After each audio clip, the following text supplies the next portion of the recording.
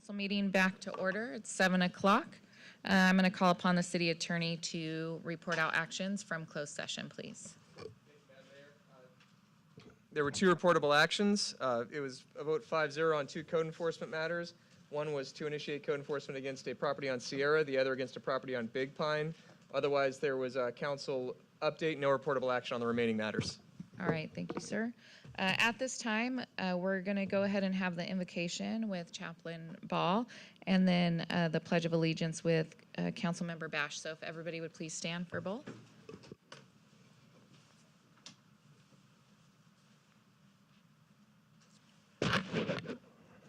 Good evening, everybody here in the council chambers.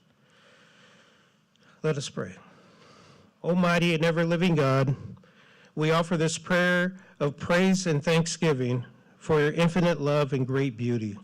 We are thankful for all those gathered here today for the betterment and advancement of our community. Guide in each and every one of us to show respect, dignity, humility towards one another, and to be guided by your wisdom. We pray for our leaders in education, religion, government, and industry, and our first responders here and throughout the world. We implore thy blessings upon our mayor, our city council members here today. Likewise, Heavenly Father, bestow thy abundant blessings on those gathered here and on our great city of Norco. We ask this through Christ our Lord. Amen. Join me in a pledge to our country. I pledge allegiance to the flag of the United States of America and to the republic for which it stands, one nation, under God, indivisible, with liberty and justice for all.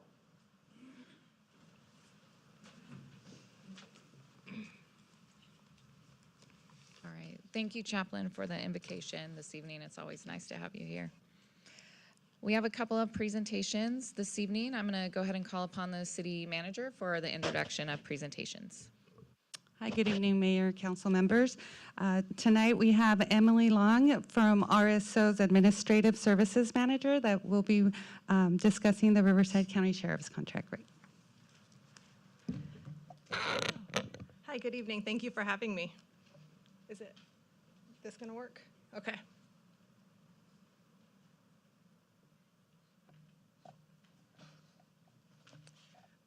So I've been here before. Last year I was here, and then a few years before that we were here and talked about the contract rate and the services that RSO provides to the city. So I'm going to kind of go over that again, and you can stop me if you have any questions, but I'll go ahead and get started. So first I'm going to talk kind of about the model that we use for our contract law enforcement services, the benefits and the service that we provide, and then the current fiscal year rate and future fiscal year rate projections. Just for your information, it's budget approval night tonight, right, Sue? So right, timely here. So first we'll go over the contract model.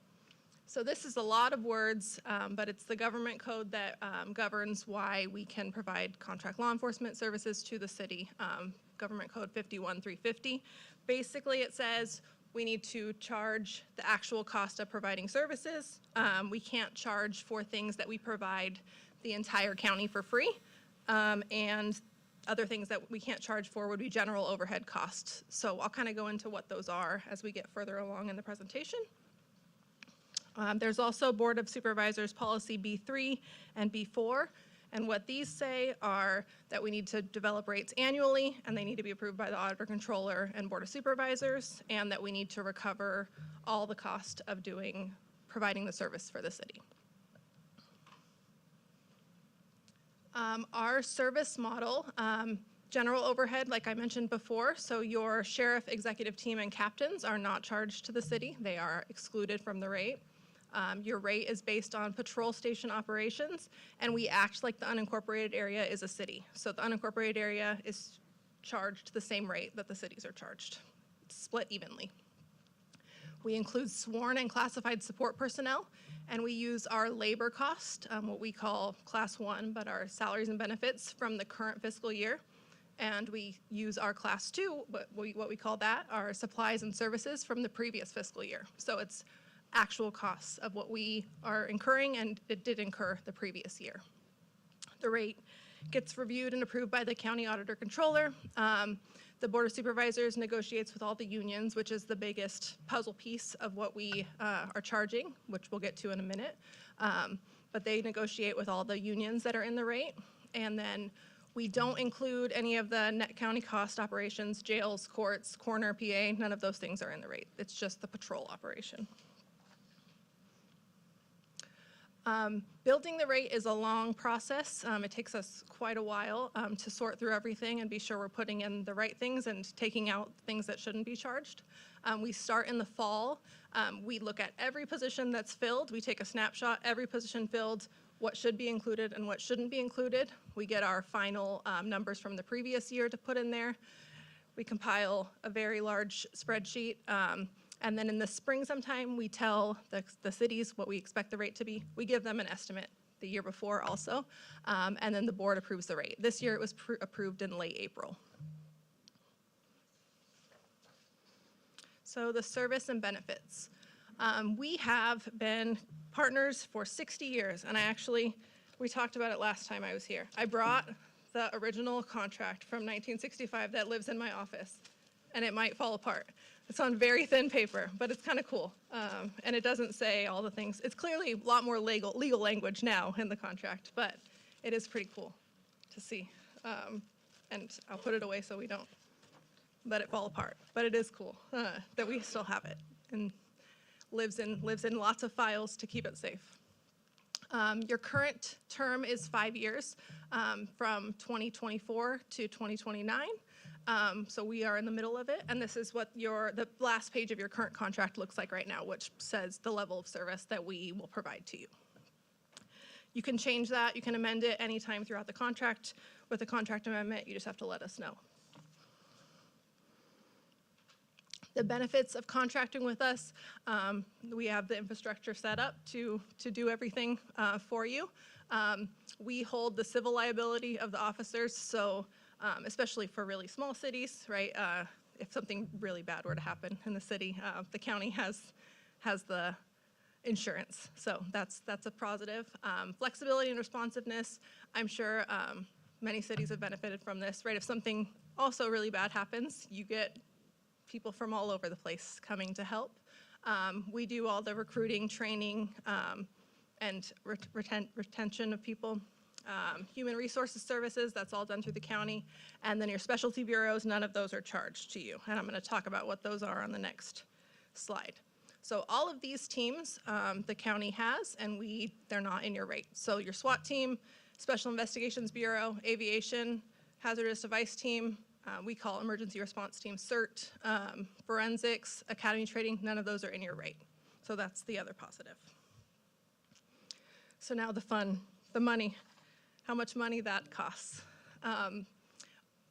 Almost 88% of your rate is recovering salaries and benefits. So most of the rate, it is a big number, but it's recovering the actual cost of the people. 9.4 is county ISFs. The biggest portion of that is insurance. Your 2.5% is controlled class 2. So those are the things that we decide to buy. The sheriff decides to buy, normal office supplies, things like that, to, weapons, all those kind of things, right? That we need. That's all that small portion. And then your PSEC radio charges are 1%. There are 4 unions that are in your rate. The biggest one is RSA, Riverside Sheriff's Association. That's your deputies, corporals, and investigators. They have MOU approved through 2027. LIMU is your law enforcement management unit, so that's your sergeants, lieutenants, captains. Then you have SEIU and LIUNA, those are your classified unions, and then you have a small percent of management in the rate. That's me. But there's you pay for part of me too, so that's why you get me to come here. But your biggest ones are RSA and LIMU. That's what we're going to kind of talk about because those are the biggest drivers of your rate increase. So for this current fiscal year, if we back up a little bit, if that were to have a slide before, at the beginning of this fiscal year, LIMU got, and before that, about halfway through the previous fiscal year, RSA got a 9% COLA. So that was way larger than COLAs we had seen recently. So that attributes to a lot of the increase that you'll see on the next slide. And then in this current fiscal year, there was increases to the medical contributions, and then there was a 5% COLA in December. So the way the COLAs are kind of working, you kind of feel half the impact in one fiscal year and half in the next. So then in 26, 27, we'll kind of talk about that soon. But the 25, 26 rate was a larger increase than we had seen before because we saw the 9% COLA before that and then the 5% after. Your LIUNA and SEIU and management got 4% COLAs. The fully supported rate for this current fiscal year is $249.86. So that's a patrol hour cost. And that's a $20.31 increase from the previous year, which is 8.85 increase. And again, that's because you had half a year of the 9% increase and then a full, or half a year of the 5% compounded on that. So it was a larger increase than we'd seen in quite a while. The other rates for your dedicated positions, your motors, and your other things are slightly different. The rate sheet is quite a few pages long. They're all different, but there's differentials, mileage, different things like that, but they all were reviewed and approved by the Board of Supervisors in April. This is just kind of another breakdown of what goes into that rate. So $129 of it is your actual patrol officer cost. Then there's your sworn support personnel, which is at 70. Classified support, the next biggest chunk is dispatch, and then there's other divisions in the rate too, like your information services, that's like our records division, technical services, professional services, it's like internal affairs, recruiting, the training center, that's for the range, accounting and finance. Those things are other components of it too, but your biggest component is the actual patrol officer themselves. And then for next year going forward, for 26, 27, there is another $100 a month increase to the medical contribution for RSA. And then they will get another 5% COLA for RSA and LIMU in December. So that's kind of what's impacting our rate projection for the future year, which I estimate to be between 6.75 and 7.25 increase for 26, 27. Most of that due to salary and benefit increases, but the insurance increase, I mean, it's happening in personal life too, right? But insurance is just keeps going up. So that's another % increase projected for next year. So that is all I have for you this evening. And this is my information. So does anybody have any questions for me? All right, Emily, thank you for your presentation. We appreciate it. I'm going to go ahead and start with Councilman Bash. Any questions? Thank you. We really appreciate our deputies. We're your oldest contract city, which I'm very proud of. I think we all are.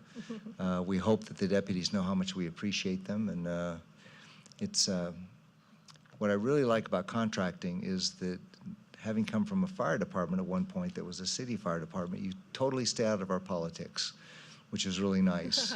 And we really, really appreciate our deputies, and I hope they know that. We appreciate staff and even the civilians back there. We appreciate you all, and it's money well spent. Thank you. Can we get a copy of that so we can Yes, put it up at? I think I sent it. I'll leave it with Lieutenant Hall. And Yeah, just a copy of it so we can, So it'd be maybe kind you of cool to can- put up at the station. maybe you can make it yourself, because I tried before and it's a little rough. I'm a little scared. So I'll let you Yeah, well, run it through a machine. yeah. I'll Well, leave it with Lieutenant Hall though. well, I wouldn't be, I was thinking like we could leave it at the station, Yeah. you know, up on the wall, like, It is as a badge cool. of honor. It is cool though. Flat scanner. Yes. but thank you. Yes, thank you. And thank you, guys. And Councilmember is there any way we can keep the LT? That is above my pay grade. I know. apologize. Oh, no. Seems like we lose the best. Thank you. Thanks. Councilmember Sullivan? Councilmember Newton? Evening, Emily. Good evening. Good to see you again. Good to see you too. What was our rate on that paper in 1965? So it doesn't say. I looked because I thought that might be coming. It doesn't have a level of service defined the same way we do now. It kind of just says will be your law enforcement, but it says that how much you will pay us per year is $40,000. Could we have that original contract like supersede these new increases and do your thing? Yeah. We've always been blessed with the best patrol officers and what we refer to as our lieutenants as our chief of police. One of the benefits, and I just want to throw out to everyone, is that we also have the Norco substation. And that is such a benefit to our community. And I know as we're going through budgets and we're looking at serious cost increases, if you could make time, our senior management would like to meet with you to possibly discuss increasing the discount that we have for the substation. Okay. So if you would mind looking into that, Okay. I would appreciate it. Thank you. Good to see you again. Thank you. All right, thank you, Thank Emily, you. very much. We appreciate it. Yes, have a good one. All right, so we will go back to the city manager for one other presentation.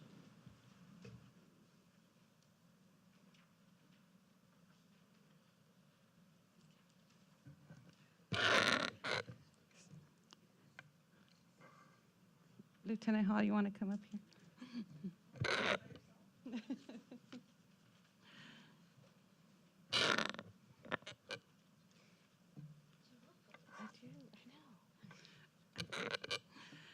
I'm doing this for her. All right. Today we gather to honor and celebrate Lieutenant Hall as she begins the next chapter of her career. Lieutenant Hall has been an important part of the city of Norco, and her dedication, professionalism, and commitment to our community has left a lasting and meaningful impact. Whether tackling challenges head-on, supporting colleagues, bringing calm and clarity to the difficult moments, she has consistently embodied the spirit of service that defines our organization. Her work has strengthened our team, supported our residents, and contributed to making Norco the community we're proud to serve. While we're sad to see her go, we're incredibly grateful for her years of service, her leadership, and her steady presence. Lieutenant Hall, please know that you take with you our admiration, our respect, and our heartfelt thanks. On behalf of the City of Norco, we wish you every success and fulfillment in the path ahead. Thank you, Lieutenant Hall, for your service to Norco, and you and Oliver will definitely be part of our Norco team. And with that, I would like to introduce Captain Rowan to also say a few words. So, thank you.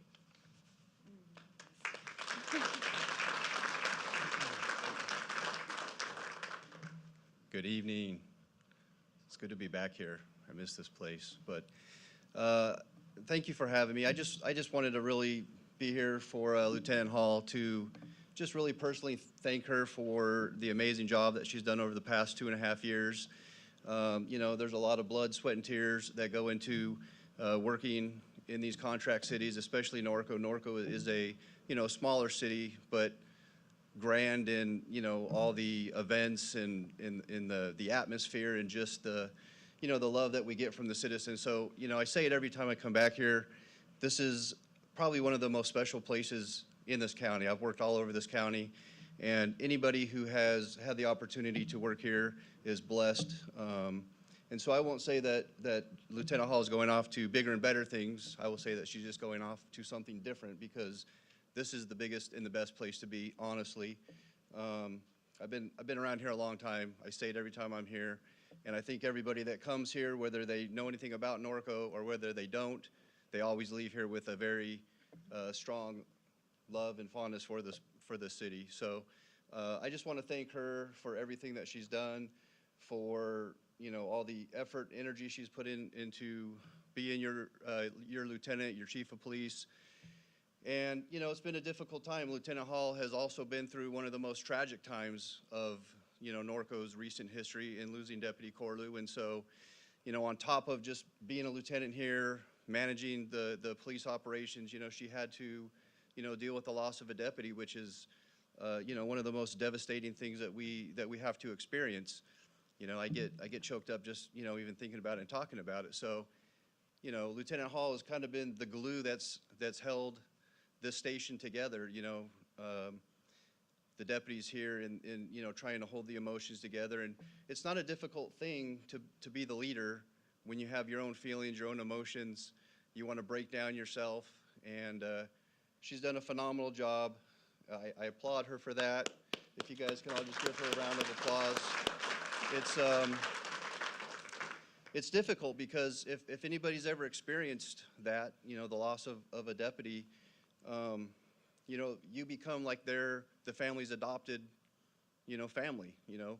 So forever, Lieutenant Hall will be the caretaker of the Corlew family. And it's, you know, it's something that we never get to give up, you know. Even into retirement, she will be that person for that family. And so it's a difficult thing to manage personally, but it's, you know, it's something that she took on that responsibility to do as a lieutenant. And again, I just want to say phenomenal job. We appreciate all the hard work and dedication, and we're happy to see you go off to smaller and other things. So one more round of applause for Lieutenant Hall. Thank you. Thank you, everybody. Well, I'm glad I wrote this down. It's got me all emotional now. Good evening, Mayor, City Council, City staff, and the members of the Norco community. I had to write this down because I don't know what it is about this podium, but every time I get up here, I get so nervous. I think it's the microphone. But I just wanted to take a moment to reflect on what this community has meant to me. Norco will hold a special place in my heart for the reasons that Captain Rowan, good Lord, I wish he wouldn't have said all that. For the reasons Captain Rowan said, but also because it was my first assignment as a lieutenant. And like any new person stepping into a new role, I arrived ready to learn, grow, and serve. I was drawn to Norco already before getting here because I love animals more than most people. So it was a perfect place for me to work. What I quickly discovered, though, was a community that was welcoming, supportive, and deeply committed to making this town a great place to live and work. One of the greatest privileges of my time here was getting to know the people who make this community so special. A lot of them are actually sitting in the audience tonight as well. I enjoyed meeting the Norco residents at our community events, hearing their concerns, but also their compliments about the amazing deputies that work at the Norco station. I enjoyed celebrating our volunteers at the volunteer dinners and building relationships during my time here. Those conversations and connections are memories I will always carry with me. I also wanted to express my sincere appreciation to the city staff, Lisette, City Council, and everybody on the leadership team that I've worked with over the last 2.5 years. Your professionalism and dedication to public service have made it a pleasure to work alongside of you guys. Together, we've faced challenges, solved problems, and worked toward the common goal of serving the community. I tried to bring in the best deputies for you guys. We had a lot of really good ones here, but as they've gone off and promoted, I've fought and worked really hard. You can ask Captain Rowan. I am very fierce in our meetings to get the deputies that I want here, and my replacement is the same way, so that won't stop. The level of service will continue to rise here, and you will still get the best deputies that we have at the Haruba Valley Station. So again, I just want to thank you for your partnership, your friendship, and the opportunity to serve alongside of you. It has been an honor, and I will always look back on my time here with great pride and appreciation. Thank you very much. And thank you, Robin, for the flowers. You're welcome. All right, well, do you want to stand up here? Because I don't know if you're going to get roasted or complimented or what, but if you want to come back up. Which side are we starting on? I don't know where, do you want to pick? Do you want to pick? I'm going to pick this side. Okay. So, Councilmember Newton, any best wishes for Lieutenant Hall? You owe me a hug. You got it. All right. Well, that, you got off. That was easy. That All was right, easy. all right. All right. I just wanted to thank you so much for caring like you do for Norco. It shows all the time. I'm going to miss you, and I know that you'll just do fantastic things where you go. And thank you again. Thank you. Greg? And it's one of the nice things, I can talk for just about everybody in this whole room, even everybody up here. We love our department, and once you come into this city, you're a stranger, but once you leave, you're family. And there isn't a person that's sitting in this room that wouldn't see one of our officers needing help. Everyone in this room would jump in to help. And it's because we appreciate what you guys do. And it's just the everyday grind that you guys have to go through, your deputies, all the way up to the sheriff, and especially as you being our chief. People don't realize it on how much unseen stuff that you guys have to go through. But we're sad to see you go, but you're always going to be family. Thank you. Kevin? Well, I wish you luck at Ben Clark. I know that's actually a dream. That really isn't a little dream. It's a big dream, I think, something you wanted to do. And I also know that you stayed an extra year and possibly could have lost that role to stay with us. And I really appreciate that. And it just seems like, no offense to anybody over there, each chief gets better and better and better. And you've just been super, I know. And has hair. No, but I'm going to personally miss you a lot. I mean, what you've done for the department is fantastic. And literally, it just gets better and better and better, and I want to thank you. So I want to stand up and give you a standing ovation.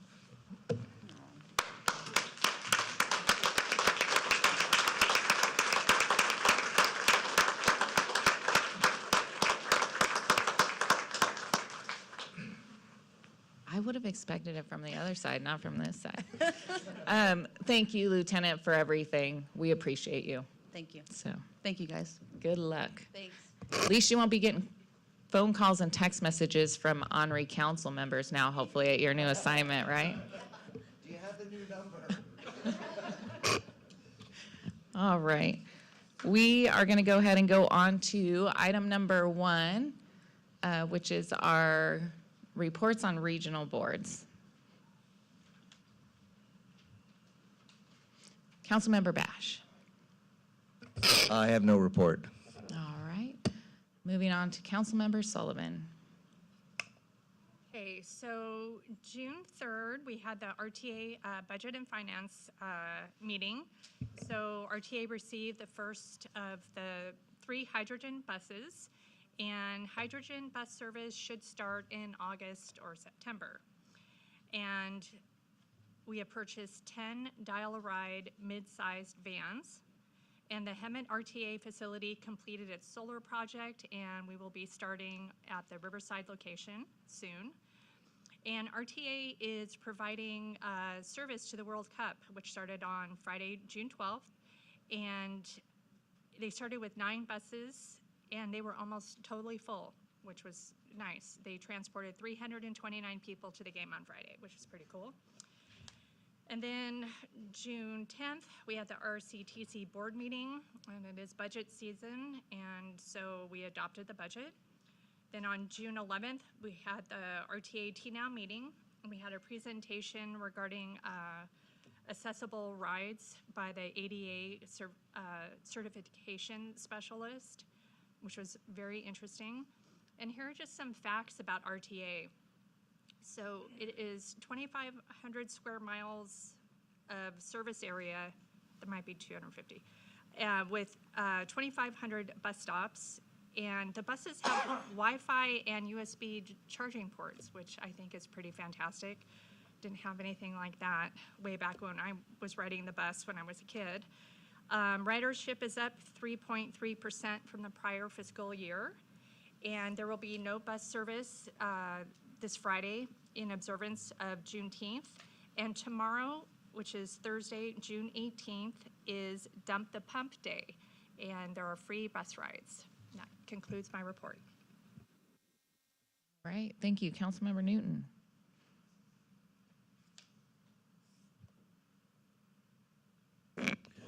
Thank you.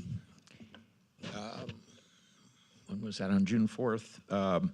Attended the Chino Basin Desalter Authority Board of Directors meeting. And just a couple of things out of all we do. And Sam, I maybe have repeated this to you. So we went ahead and just purchased a portable PFAS, ion exchange treatment, $950,000. And this is just for one well. And it's where the state is now changed on PFAS, we have to meet 3 parts per trillion. And the only other way you can deal with it is reduce the volume that you're pumping. And since we have like 32 wells, this is just to treat one well. And so, and the other thing I just wanted to throw out that it's kind of a paradox. So we buy a lot of salt. So we spent $1.7 million on a purchase of salt for this year to take the salt out of your water. And that's how it works. And sometimes it gives me headaches. So, but that's all I have to report. Thank you, Mayor. All right, thank you. And then Mayor Pro Tem Bowen. Yeah, on June 7th. Oh, what was I on? Let's skip June 7th. Let's go to June 7th was June 11th was Assemblyman woman Natasha Johnson. She had her town hall meeting, which everybody was there. And it was great to see her and all the stuff she's accomplished. And then we also went to June 13th was the NDR banquet, which Robin and Fia and Kevin, we all went. It was great to show our appreciation for such a worthy event, and that's all I got. All right, thank you. And then I do not have any report this evening. So we are going to go ahead and move on to item number 2, which is our public comments. I'm going to go ahead and ask the clerk for public comments, please. Madam Mayor, I have 2 speaker cards. This is the time when persons wishing to address the presiding governmental body regarding the consent calendar or other items within the subject matter jurisdiction of the legislative body, but not separately agendized, may be heard. Please submit a speaker card to the meeting clerk.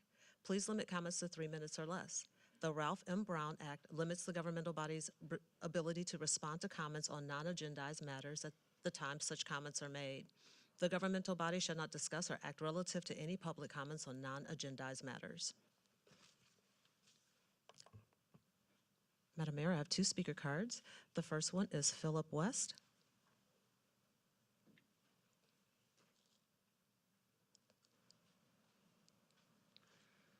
Hi. Good evening, council members, Mayor, Madam Mayor. I've been here before about a sewer issue I'm having. I built a home here in 2005, 2006. And in the handout I gave each and every one of you, there's pictures of a tree that was actually in front of my home that was there when I originally built it. Quite some time I've been having some sewer issues, and the tree was taken out solely, I'm not sure if it's by the city, because there were several trees taken out because there was lateral issues all down my street. Since several times I've had to have the lateral snaked out for several years. Last in December, I had to have it jetted because there were so many roots in the line that I couldn't even get it cleared with a snake. So, it was $1,250. I submitted a claim to have that reimbursement. The claim was denied basically because they said it was inadequate or wasn't proven to be the city's fault. Then I actually, again, over the weekend, 6 months later, it came clogged again. It took the guy 3 tries to finally get it clear, and actually he told me that the snake was getting hung up on roots and toilet paper. And basically he told me that what's happening is the roots are growing back into the line, toilet paper's getting in there and plugging it up. And I said, well, what are we supposed to do? And he goes, well, you could stop using toilet paper. And I go, that's not acceptable. The same as it wouldn't be acceptable in anybody's house, especially mine. I don't think that's right. I know this has been an issue for quite some time, and the city tree was removed and still causing a problem. I know it says right here in the amendment that you passed in 1982, 14.07.410, paragraph D states is that if it is found that the cleaning problems in that damage exists due to the intrusion of roots from the city tree into the private lateral lines, then the city shall be responsible to remove excuse me, the roots and or repair the house lateral service. Well, it's not in the house lateral service. The problem is in the city side out into the horse trail and out into the street. I've had 2 bids to do that, to replace that line, $46,000 to $49,000, which is a very big expense because the lateral's down 13 feet. I don't feel as though it's the residents' responsibility because that line has been in the ground since 1972. So, kind of want the city to do the right thing, step up, take care of it, instead of having me take care of it. Thank you. I appreciate your time. Thank you.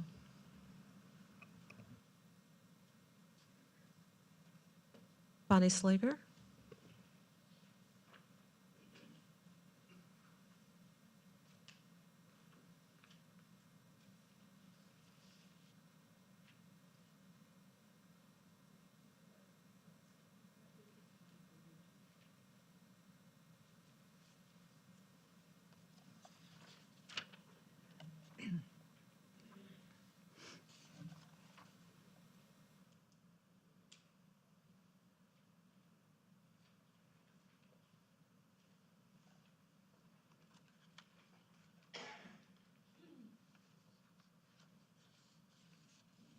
Is there enough of them?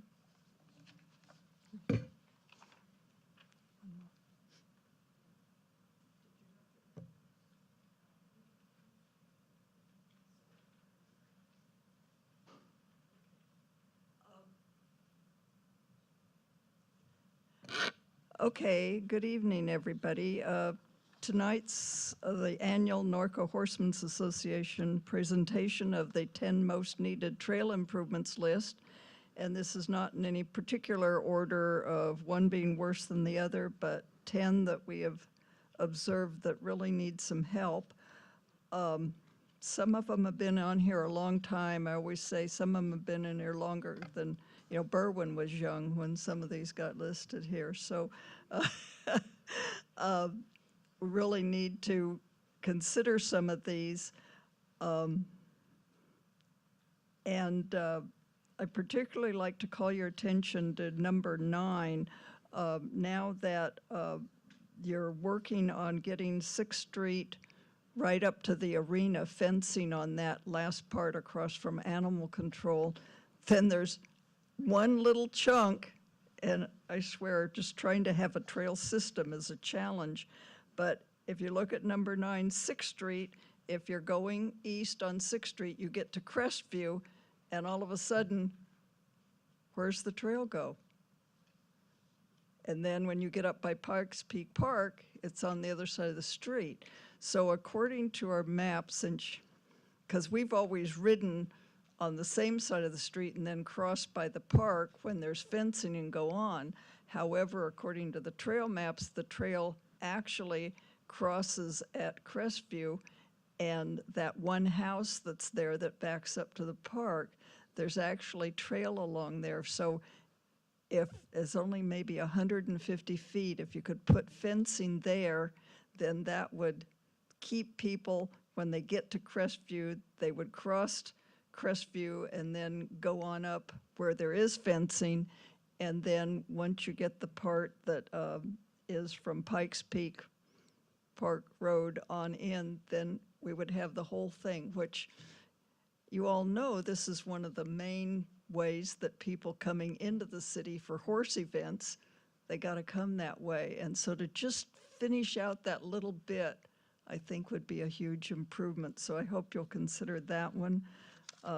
Some of the others are quite a concern as well. Every year I complain about number 6, the south side of the community center, where somebody has moved their fence out and actually has a small building on the trail there. That's a personal burr under my blanket.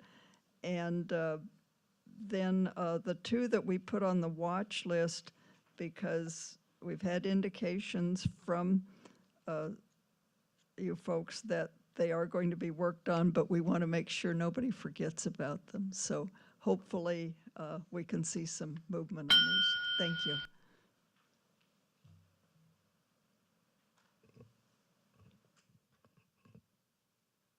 All right, so we're gonna, no more speaker cards, right?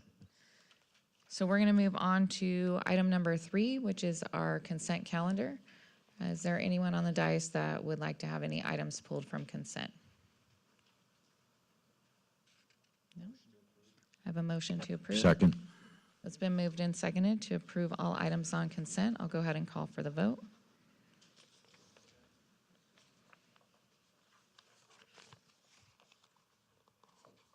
Please vote.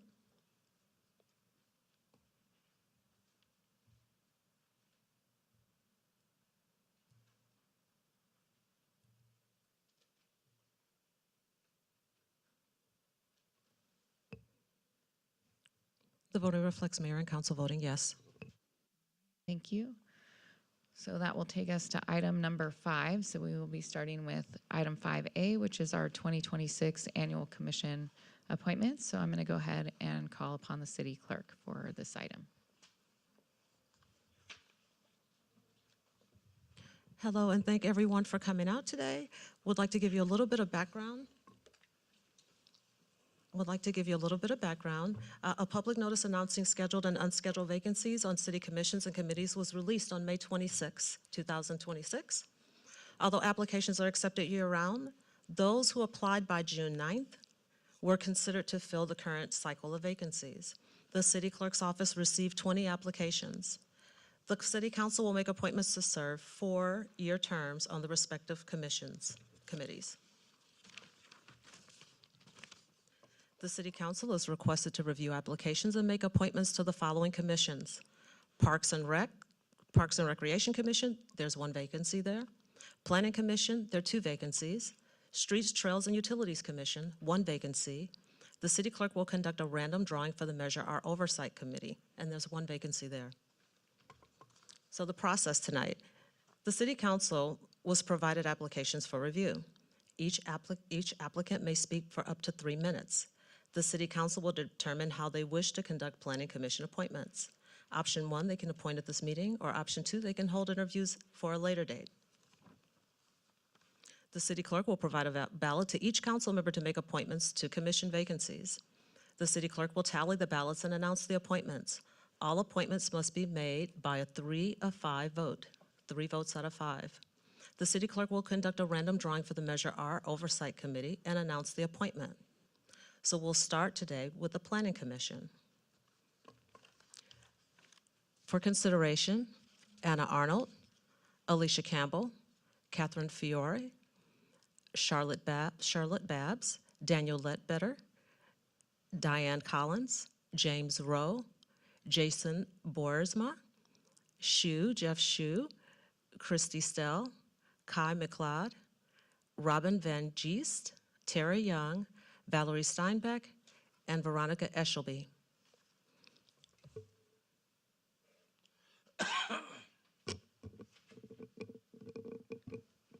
Madam Clerk? Yes, ma'am. I have a question.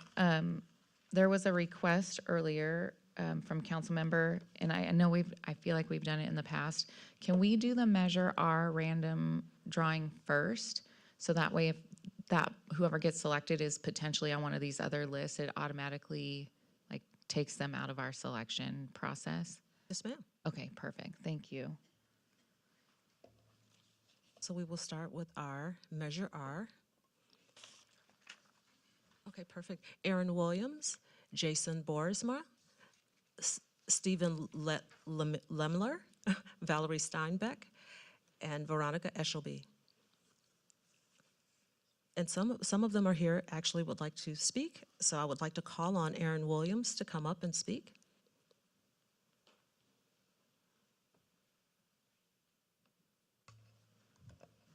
Hi. Hello. Well, this one's random, but some of the others aren't. So I know most of you, and some of this might sound familiar. So hopefully if it sounds repetitive, at least I'm consistent. We moved to Norco right after my daughter was born. We chose Norco as where we wanted to live, where we wanted to raise her. That's why we're here. So for us, you know, we were looking at places where we could have horse property. And what made Norco stand out to us was that Norco would be a horse community rather than a place where we could have a horse property. So for me, the trail system is an essential part of that community. You know, trail rides, riding around the neighborhood, pulling up to Saddle Sore after a ride for some refreshing drinks. My wife getting milk and hooking the bag on her saddle horn. That's the stuff that we really, really like about Norco. Other stuff too, but the trail system is just absolutely essential for that way of life. So it's really important to me. It's really important to why I chose to move here and why I chose to raise my daughter here. Still working on getting her riding, but my motivation for whether it be Measure R or Stuck or anything else, my motivation is I want to see that way of life preserved. I want to see the trail system preserved. I want to see the agricultural properties preserved. So that will, you know, that will always be my underlying motivation. Thank you.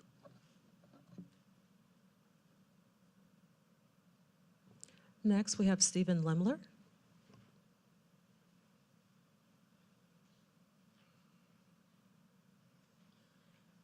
Good evening, Mayor, Council, staff, people. You don't know me, I don't know you. Born, raised California, school, everything else, raised a family here. The family moved to Norco 5.5 years ago, and we love it. One of the first things I did moving to Norco was decide that I need to find out about my new environment, my new community. And so I've been active with the county now for a few years, and it's time for me now to start becoming more active and involved in Norco. So my background is varied in business and customer service, sales management, volunteering at various agencies. My favorite volunteer activity was driving the trains and giving corny jokes to kids of all ages on the train at the zoo where I used to live. But here, it's a bit more serious. I've been involved in government oversight and learned about the various operations, agencies, departments of the county. So like I say, it's time for me now to start focusing on Norco. I do have a background in telecommunications, a field which is heavily has heavy oversight from the California Public Utilities Commission, so utilities is one of my areas of concern. I also worked for an agency that worked for the California Public Utilities Commission for a few years. So again, those are some of the things that kind of hooked me into this. But again, love our new community, and I want to continue giving back to my community, but I want to bring it a little bit closer to home now. Any questions? Thank you. Thank you.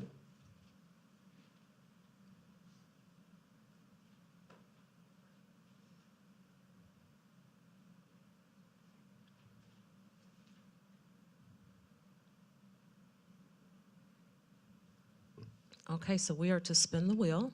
Oh, I'm sorry. But I want to double check just to be sure. If you are a candidate for Measure R, please step forward if you would like to speak.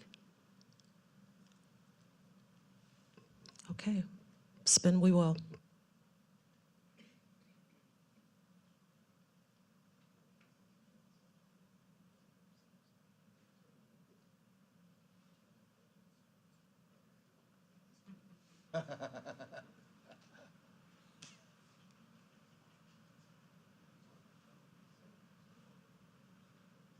Congratulations to Veronica Eshelby.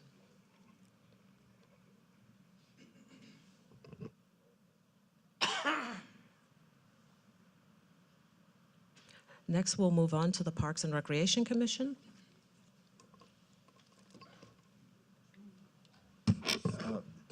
I'm assuming, Madam Mayor, that everybody knows what they just saw, but maybe you might explain that it's the one, we don't pick those positions. Yes, so just really briefly, Measure R was a tax measure passed by residents a few years ago, and one of the kind of requirements for us having that measure was that the folks selected for that Citizens Oversight Committee would be randomly selected, so that your governing body would not be involved in that selection at all. So that's why we do the random drawing for that.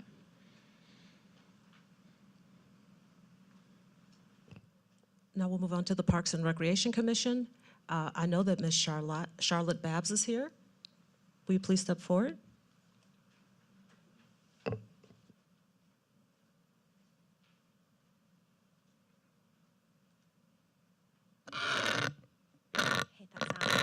Hello. Wait for the 3 minutes. Hi, I'm Charlotte Babbs. My husband and I bought our very first house in Norco in 2021. It was our first house. And we chose Norco for the animal keeping lifestyle. This is what we wanted to raise our kids to be. We wanted to work for both ourselves and our kids towards self-sufficiency, and that's still something we hope to work towards. And both my children were born here in Norco, and they are the main reason that I would like to volunteer for Parks and Recreation. I think it'd be a great fit for me. Let's see, I'm currently a full-time mom. As a mom of 2 young children, I'm pretty intimately acquainted with the parks around Norco. I think that the parks, the programs, the events, they're the highlights of our children, of the childhood. And I feel strongly that they aren't just here to take up time or to provide entertainment. They're a point of engagement for children to get involved in the community and to love it and to want to learn to volunteer. And I'm somebody that's a big believer in being involved in the community. I don't do anything halfway. I got to go a little over the top. And I really want to instill in my kids a sense of volunteering and taking responsibility for the community that we live in. Prior to taking a step back to be a full-time mom, I ran my own business, stepped out on my own in 2019, and felt very strongly that the kids were what mattered the most. And so I feel like I have a good perspective, something that is valuable to offer to this committee, and hope you'll consider me. Thank you. All right, thank you. Madam Mayor, I have Mike Williams, who is not a candidate, but he filled out a speaker card to speak for 5A. Mr. Williams, would you like to come forward?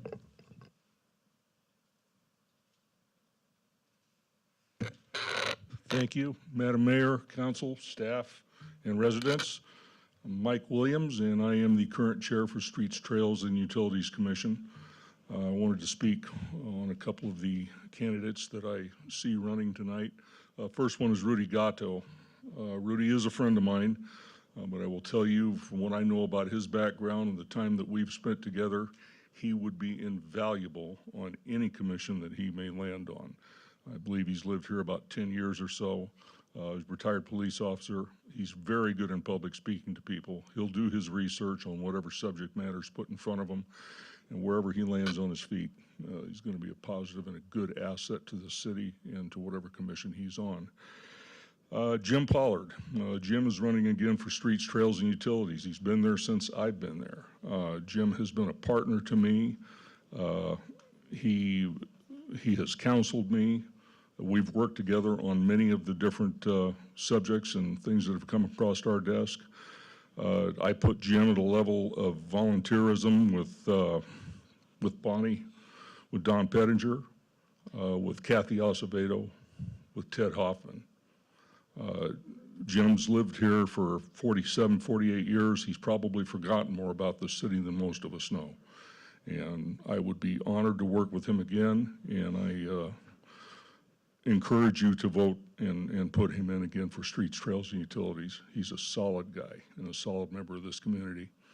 The last thing I would like to bring up is about Measure R and about the process, doing the lottery type. I was here that night, and I know several of you were as well. It was my recollection that the lottery was going to happen the first time because we had 20 or 25 people in that package, as I recall. And then after that, the decision was going to be made whether you would appoint or not. And there were a lot of reasons why council chose to move ahead with the lottery. And in simple terms, it was integrity. You know, would the council have the integrity to place the right people in that would do a good job and not just be your puppets? I'm surmising that.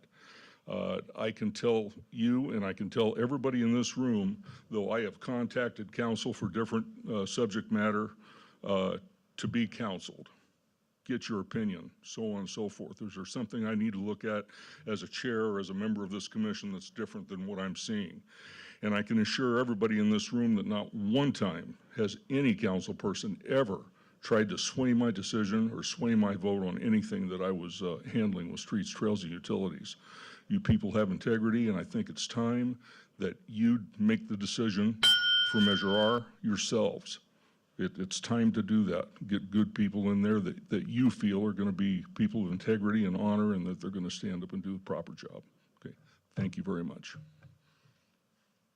Thank you. I have Rudy Gatto.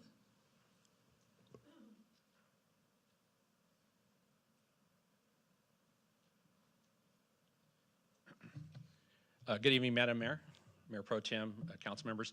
My name is Rudy, and I'm speaking tonight in support of my application for commissioner position. Like many others, my wife Lori and I chose Norco because of its unique rural animal keeping lifestyle. We're horse owners and we're riders, and we regularly use the city's parks, trails, recreational facilities, and spaces. This lifestyle is not something that we take for granted. It's literally the very reason we moved here. Both Lori and I grew up in communities where farms and ranches were common. They're part of local character. Over time, much of that disappeared, however, and we've watched that culture fade from places where they once thrived until it's nearly been erased from those communities' identity. This experience has helped shape how I look at Norco and our future. I certainly don't want that happening here, and most of us don't. We often use the phrase, keep Norco, Norco, and that means something different to all of us. To me, it means preserving and enhancing the equestrian and animal keeping character that makes this city unique. It means being intentional about protecting the traditions, values, and way of life that have shaped Norco's identity for generation.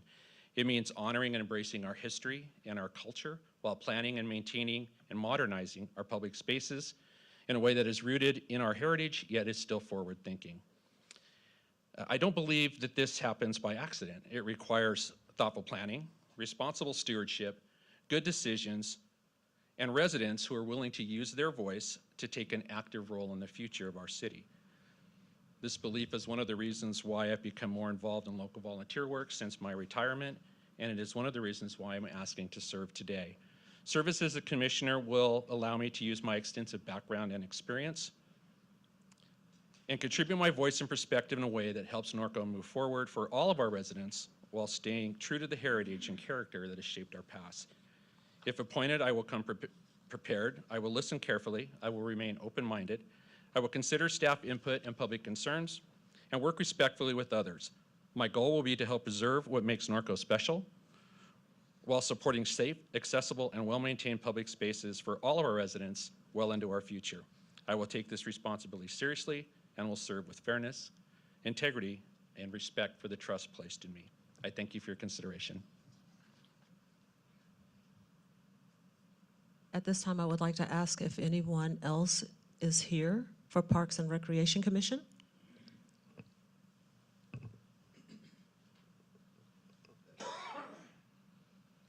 Hello, my My name is Alicia Campbell. This is my second go-round in the city of Norco. I lived here for, well, actually fringe border in Corona for almost 20 years. I moved away to Orange County. I missed the area. I came back. My kids all graduated from Corona Norco Unified School District. Matter of fact, all of them went through the whole role. I want to be involved in volunteerism in the city. I have my business, which I've owned for 18 years. I did almost 35 years in public service for the County of Orange in the Public Works Department. During that time, my role started at the county at a very low level, and I worked my way all the way up. I was a senior manager. I have always done volunteer work. I just recently finished a 2-year stint working for the Braille Institute, teaching people who are visually impaired how to sew. So I want to help Norco also continue to be our rural and our agricultural business and keep our horses and our small farm animals here, along with, I've worked, taken classes at the Eats Center. Things that help us maintain our rural atmosphere. And that's the reason why I'm interested specifically in the Parks Commission. But I also would like to throw my hat in the ring for any of the others because I've had experiences in all of them. So thank you very much. And thank you for giving me this opportunity. All right, thank you. At this point, I will hand out the ballots to our council body. Is the incumbent here? I do not believe so.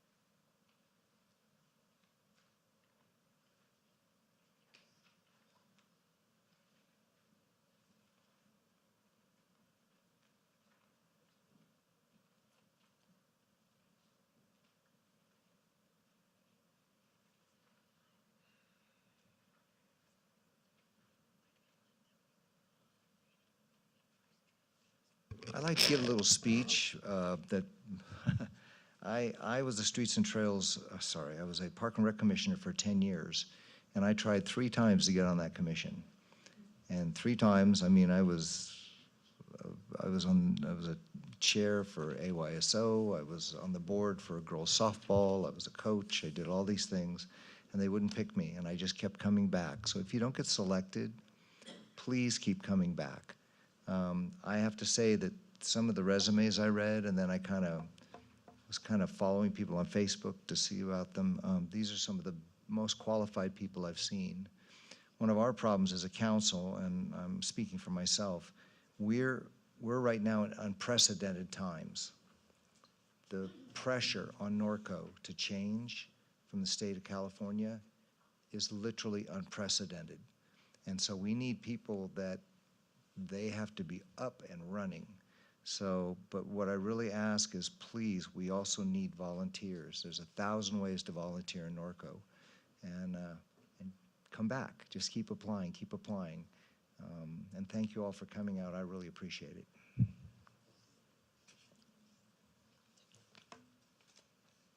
I'd also like to say something. It took me 3 times before I got chosen for the Planning Commission.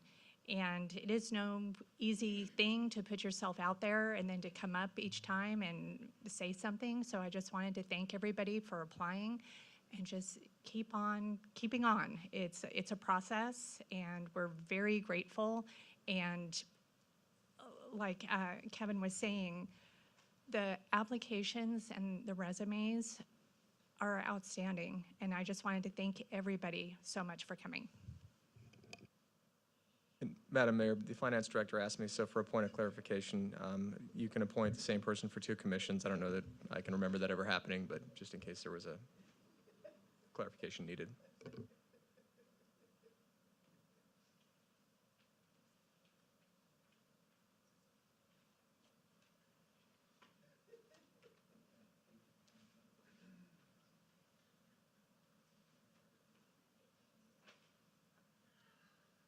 Have the results in 90 days. We're not LA. The Parks and You might Recreation. get your ballot back. I got a smile out of him.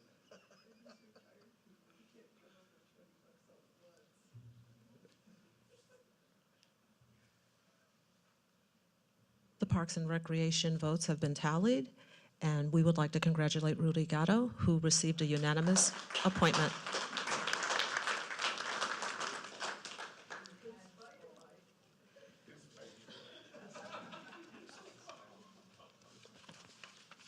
Next, we will move on to the Planning Commission.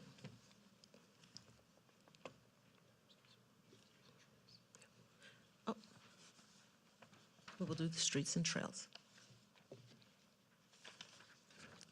We have Aaron Williams, Alicia Campbell, James Rowe, Jim Pollard, Christy Stell, Kai McLeod, Rudy Gatto, Stephen Lemler, and Veronica Eshelby. We can start with Aaron Williams. I know he spoke before, but does he want to come up and say a few more words about this commission or no?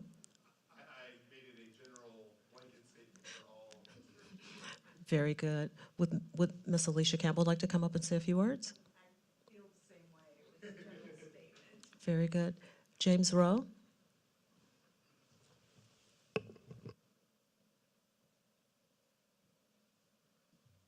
Good evening, everyone. My name is James Rowe.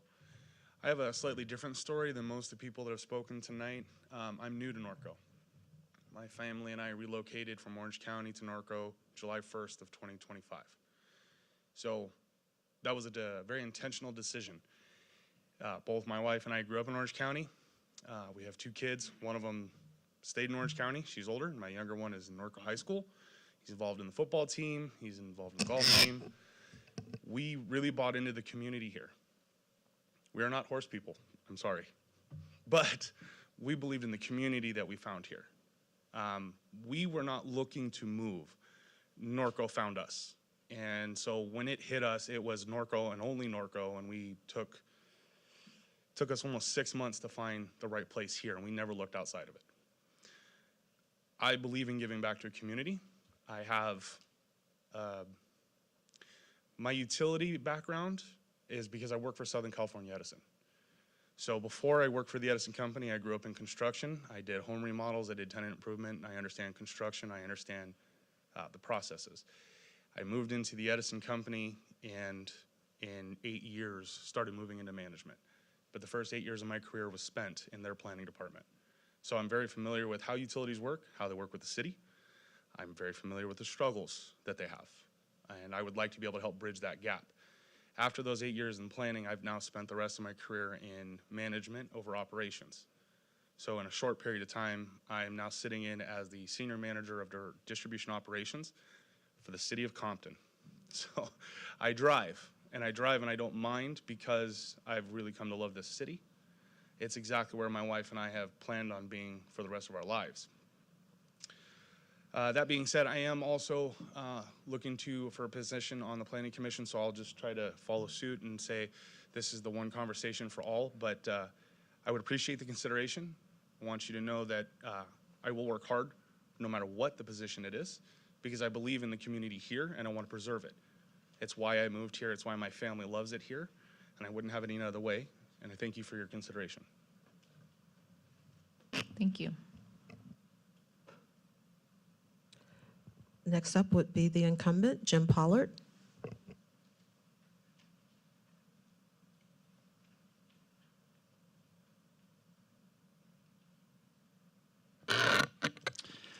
Good evening, Mayor, City Council, City staff.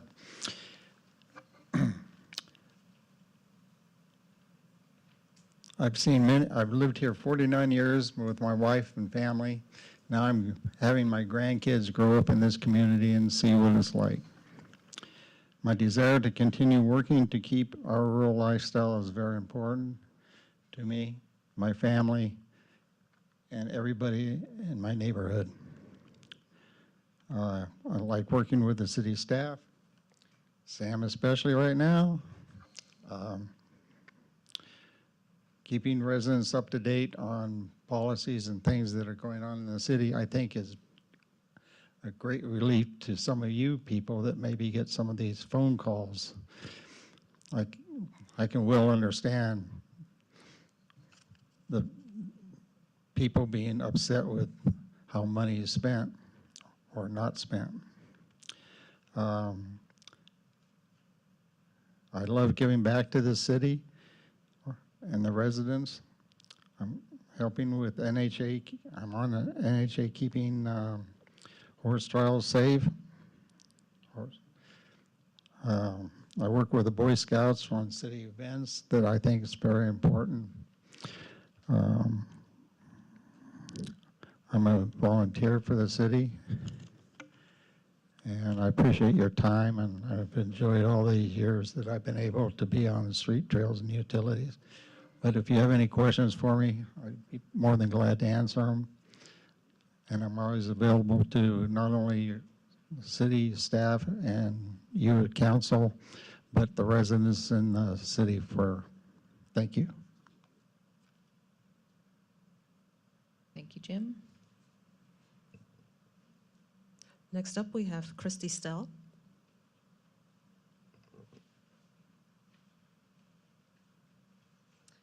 Hi, everybody. Christy Stell. A little late to the party, wasn't prepared to speak tonight. Was late to the application, so did not submit a resume. But I am a new member of Norco. I bought a residence in September of last year, 2.5 acres over on 2nd Street. And I've been within the community since 2012, Corona, Norco, back and forth. I absolutely love this community, and when we bought this property, I'm all in. I joined the chamber. I'm trying to get on, do as much community service as I can. I try to sponsor the Norco High School. I am a business owner. My primary business is Genuine Engineering. I'm a highway contractor for the Department of Transportation, so I think my area of expertise would work very well in the developing and battling the state agencies. I'm an expert at it, been doing it for 30 years, all the way to the district or the director of transportation. I run my own business, so I can help with budgeting. I can also help with planning, design issues, public works, maybe preventing bad contracts going out. I also have a nonprofit here in Norco, which is Canine Sentinels of Hope. We service law enforcement, retired canines that don't retire with their handlers, so we try to support our Riverside Sheriff's Department and supporting the handlers, getting funding to them to take care of their dogs when they retire. I just think I want to be involved. I'm 60 years old, and I was a crazy person and started my own business at 52 years old. That business was successful, and so I'm ready to give back to the community as much as possible. And I really just fell in love with Norco. I mean, the community is great.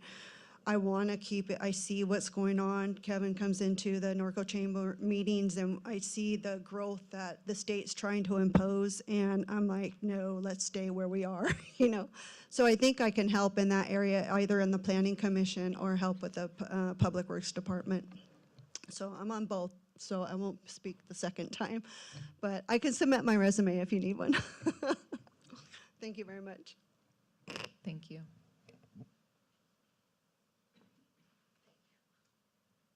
Next up, Kai McLeod. All right. Good evening. Madam Mayor, council members, and commissioners. My name is Kai McLeod. I'm here tonight to express my interest in serving in the Streets, Trails, and Utilities Commission or the Planning Commission. I've been a Norco resident for the past 6 years, and I'm proud to call this community my home.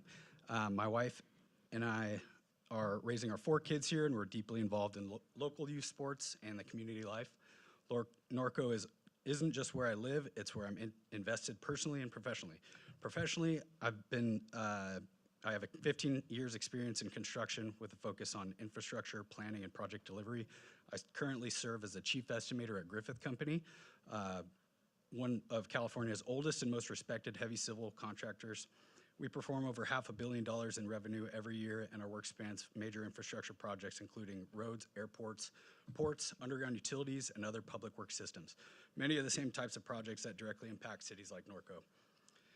Through my role, I've developed strong expertise in construction estimating, budgeting, value engineering, and cost management, skills that are critical in evaluating development proposals, infrastructure improvements, and long-term planning decisions. I regularly work with public agencies and understand the importance of balancing fiscal responsibility with community needs. I also have hands-on experience in permitting processes, coordination with the design teams, and evaluating project feasibility. I've worked under both traditional bid build and alternative delivery methods, such as CMGC and design build, which gives me a broad understanding of how projects move from concept to completion. In addition, I currently serve as vice chair of the Association of General Contractors Inland Empire Board. Through that role, I collaborate with regional agencies such as Caltrans, the San Bernardino County Transportation Authority, Riverside County Transportation Commission, and many more. These partnerships have given me valuable insight into regional planning, transportation systems, and infrastructure coordination, all of which are directly relevant to the commissions I'm applying for. I was born and raised in the Inland Empire, and I care deeply about responsible growth, infrastructure reliability, and preserving the character of communities like Norco.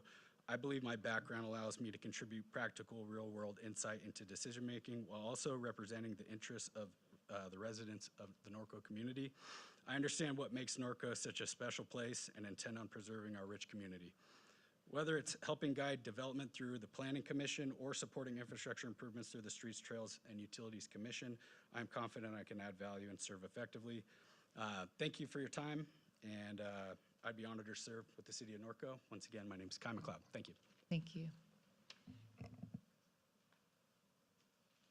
Next up, we have Ruli Gatto. Very good, thank you. Steve Limler. Very well. Is there anyone else here for Streets, Trails, and Utility Commission? I will now hand out the ballots to our council body.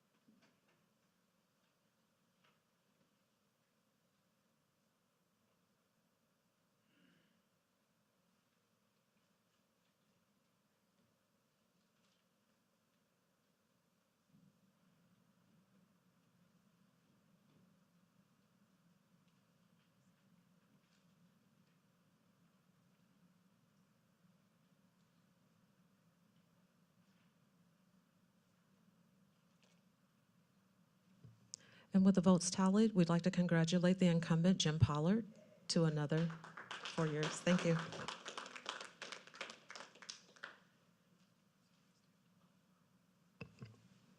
Lastly, we will do our Planning Commission.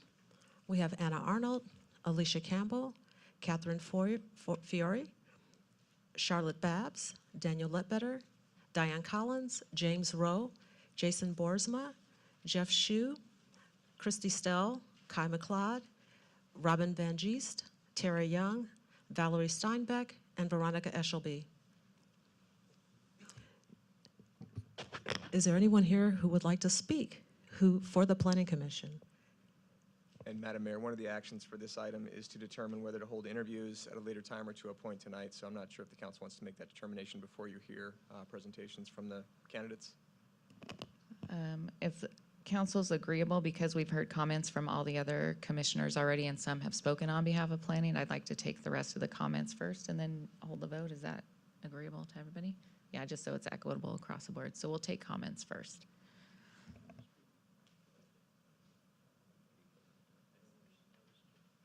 Miss Alicia Campbell? Just have to make sure she's, okay. Okay. I'm Alicia Campbell. I worked for Public Works Department for 35 years. In our purview, we had the planning part. I actually work closely with our building and planning department in both the fees, the public interaction, going to the Board of Supervisors, dealing with issues. At one point in time, they did spin off from our department, and then they came back. So I had two stints with them. And during that time, I learned a lot with dealing with both elected and public, and the interaction that occurs, and trying to keep people happy, civil, and willing to come to an outcome that is beneficial for both parties. And that was one thing that carried me through. I have very high ethics in the fact that I will not tolerate somebody trying to be deceptive. And so that is one of the things that my radar sensor would go off, and I would know when they were trying to pull the wool over everybody's eye, and it's not going to work, especially in a rural community. So I want to see Norco stay rural, and the Planning Commission is probably one of the best places to help with that. Thank you. All right, thank you. I'd like to call up now the incumbent, Catherine Fiore.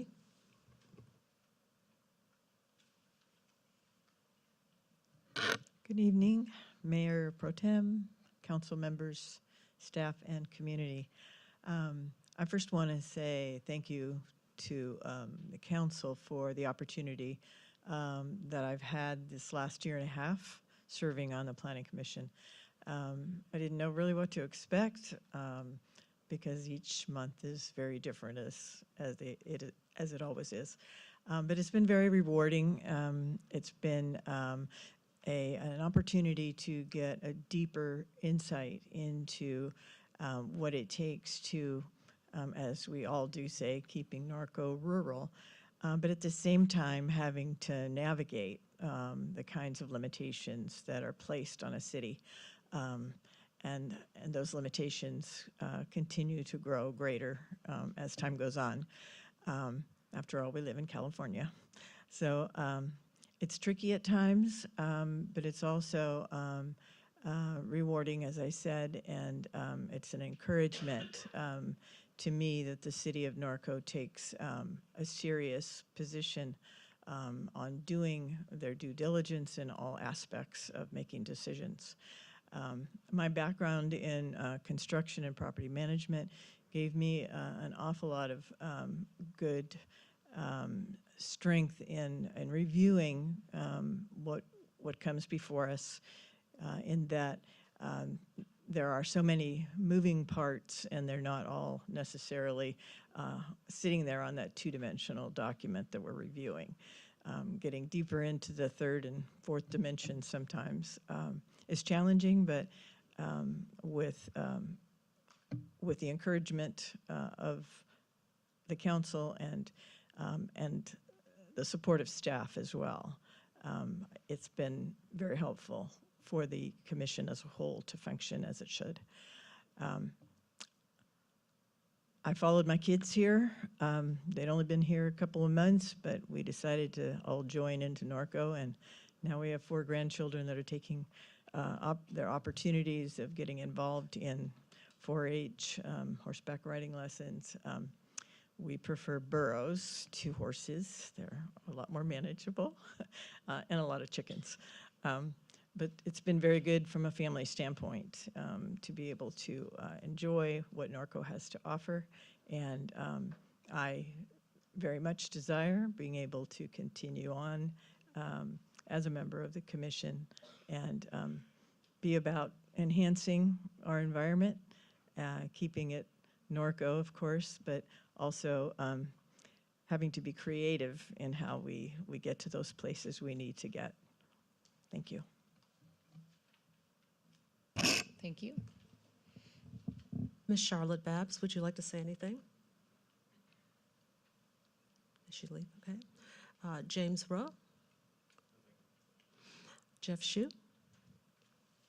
Also, he is the incumbent.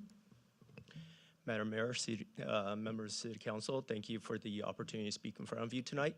I want to come before you to ask for a reappointment to the position. And I believe I came before most of you times past, so you're probably aware of my qualifications. But I wanted to come in front of you to kind of talk about my commitment as a member of the Planning Commission. One of the things I always try to do is to make sure that I am fully read up on the agenda and the issues beforehand, and to always make sure that I am coordinating with staff to get questions answered beforehand so that we can have a productive meeting. One of the things that I see as my primary role as a member of the commission is really to be one of our final lines of defense against intrusive, I guess, rules that are coming into effect. What I'm looking to do is primarily to protect our city's core values in terms of protecting animal keeping as well as a rural lifestyle, and that takes place through a bunch of our agenda items, where I'm looking at the items not through just the lens of the specific project, but in terms of what precedents a approval might set for future projects and how that may impact our ability to protect our environment. So with that in mind, I just want to kind of ask for your consideration. My commitment to you is that if reappointed, I will continue to do my best to hold to these values. I know that in the past I've made votes that have caused some issues when they have come before you to get appealed, but one of the things that I've done is always, when the appeals are overturned, I always try to reach out to each of you individually to find out what I could have done differently, what things are important that I may be able to take into consideration in the future. So with that in mind, I again ask for your approval and reappointment to the council, to the commission. And one final note, I know that you guys have my, I guess, application in front of you. I am in fact a few years older than 18. Just in case there is any questions there. Thank you. Thank you, Jeff.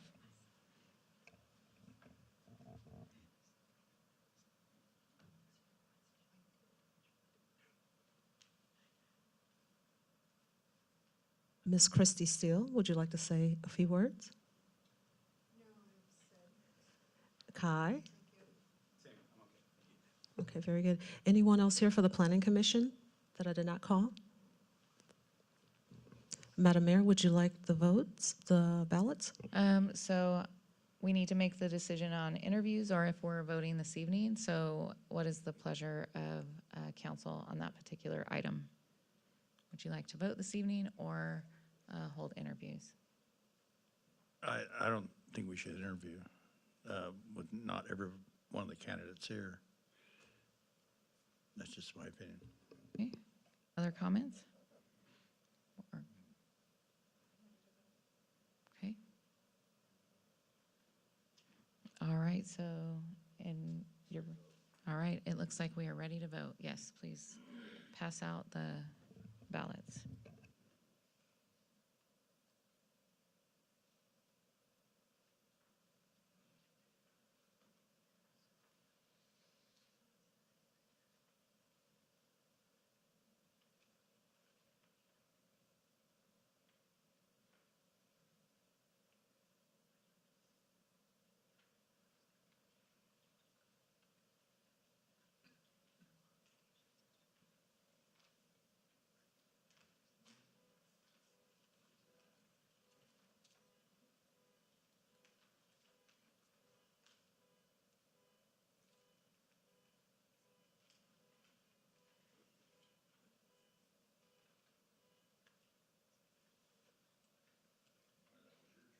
It was not, but I sent mine off after.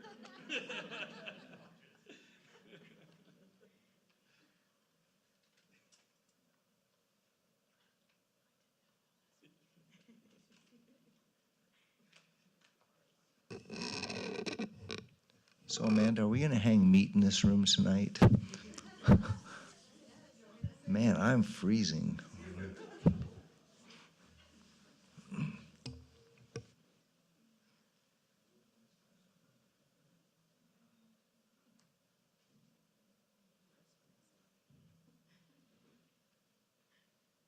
I'm going to agendize that. If you're cold, bring a jacket next time.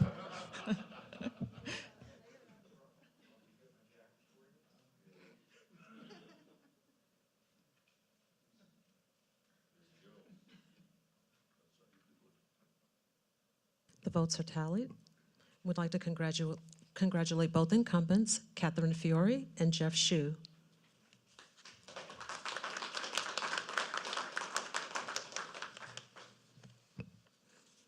All right. Again, thank you to everybody that attended this evening and gave comments. And again, with what Councilmember Bash and Councilmember Sullivan said,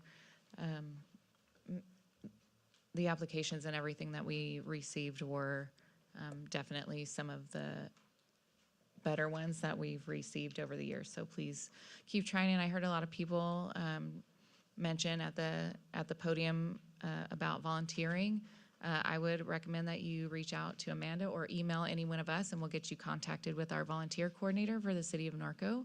And there are a bunch of opportunities. I think all of us agree up here, a lot of the events and things we do in this community are by volunteers, and we wouldn't be able to function without them. So thank you again for being here. We appreciate you. And with that, we will go ahead and move into our next agenda item.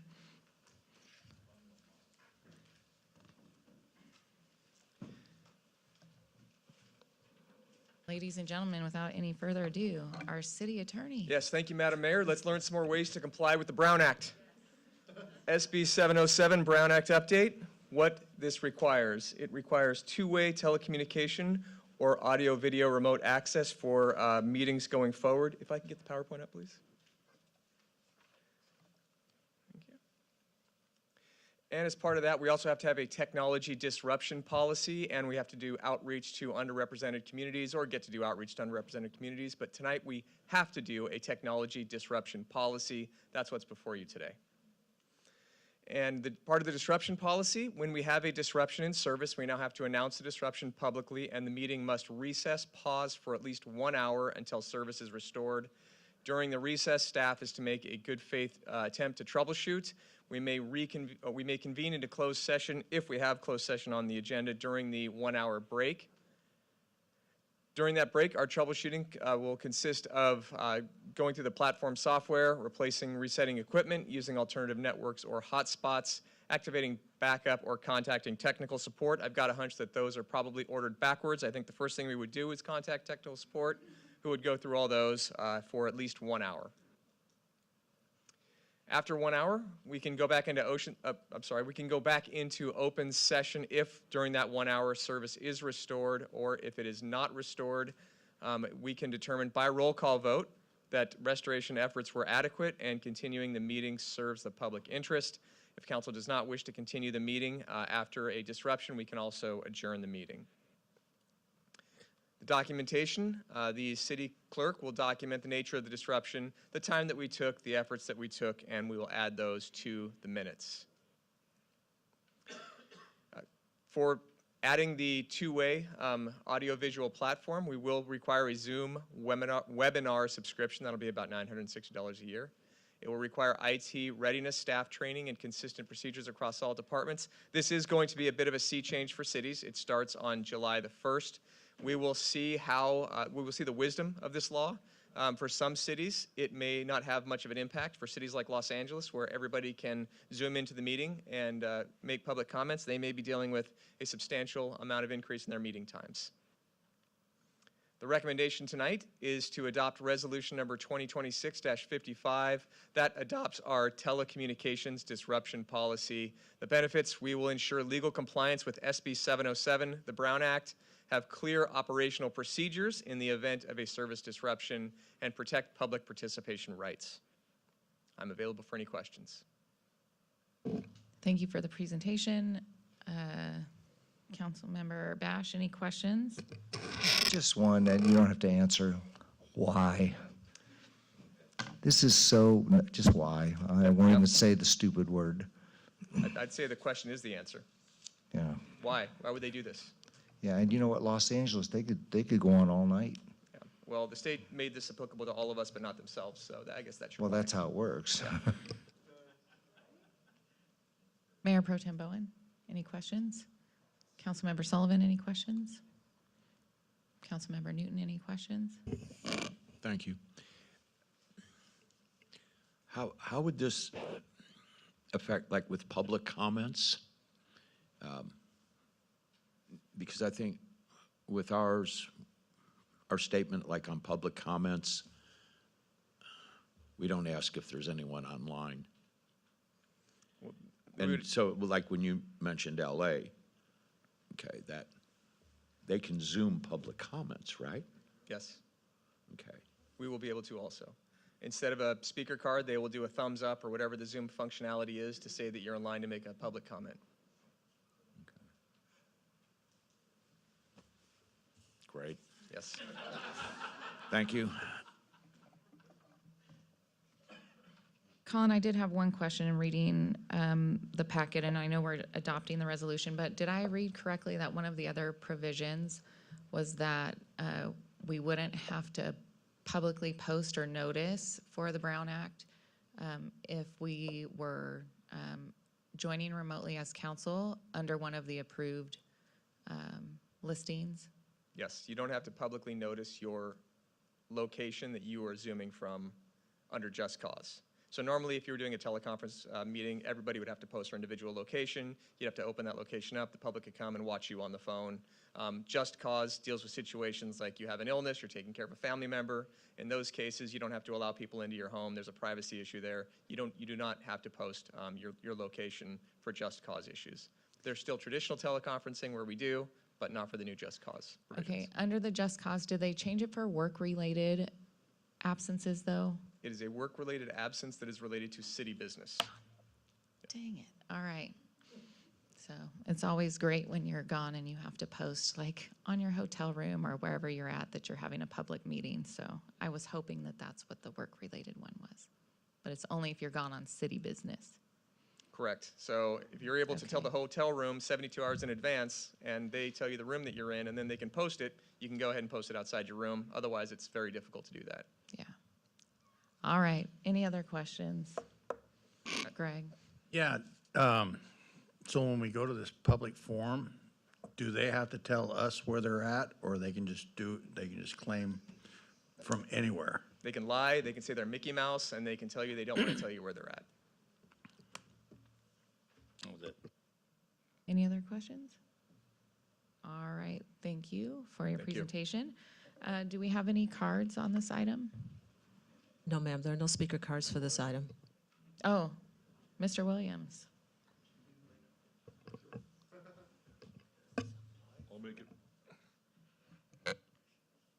Thank you very much. I have one question. Is this law going to affect the commissions? I did not hear that mentioned. I see. That was all I had. Thank you. Any other public comment? The policy is applicable to all commissions, but not until you decide that they have to do two-way audio visual technology. So at this point, commissions are the same. Okay, thank you.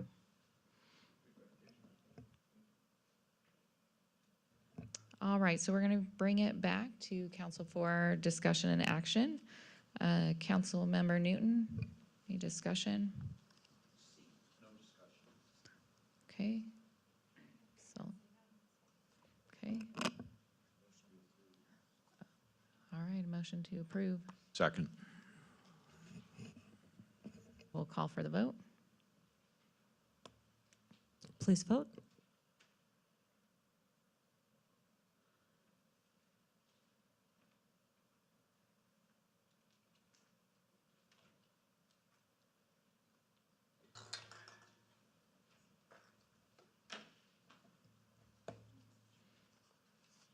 The votes are in.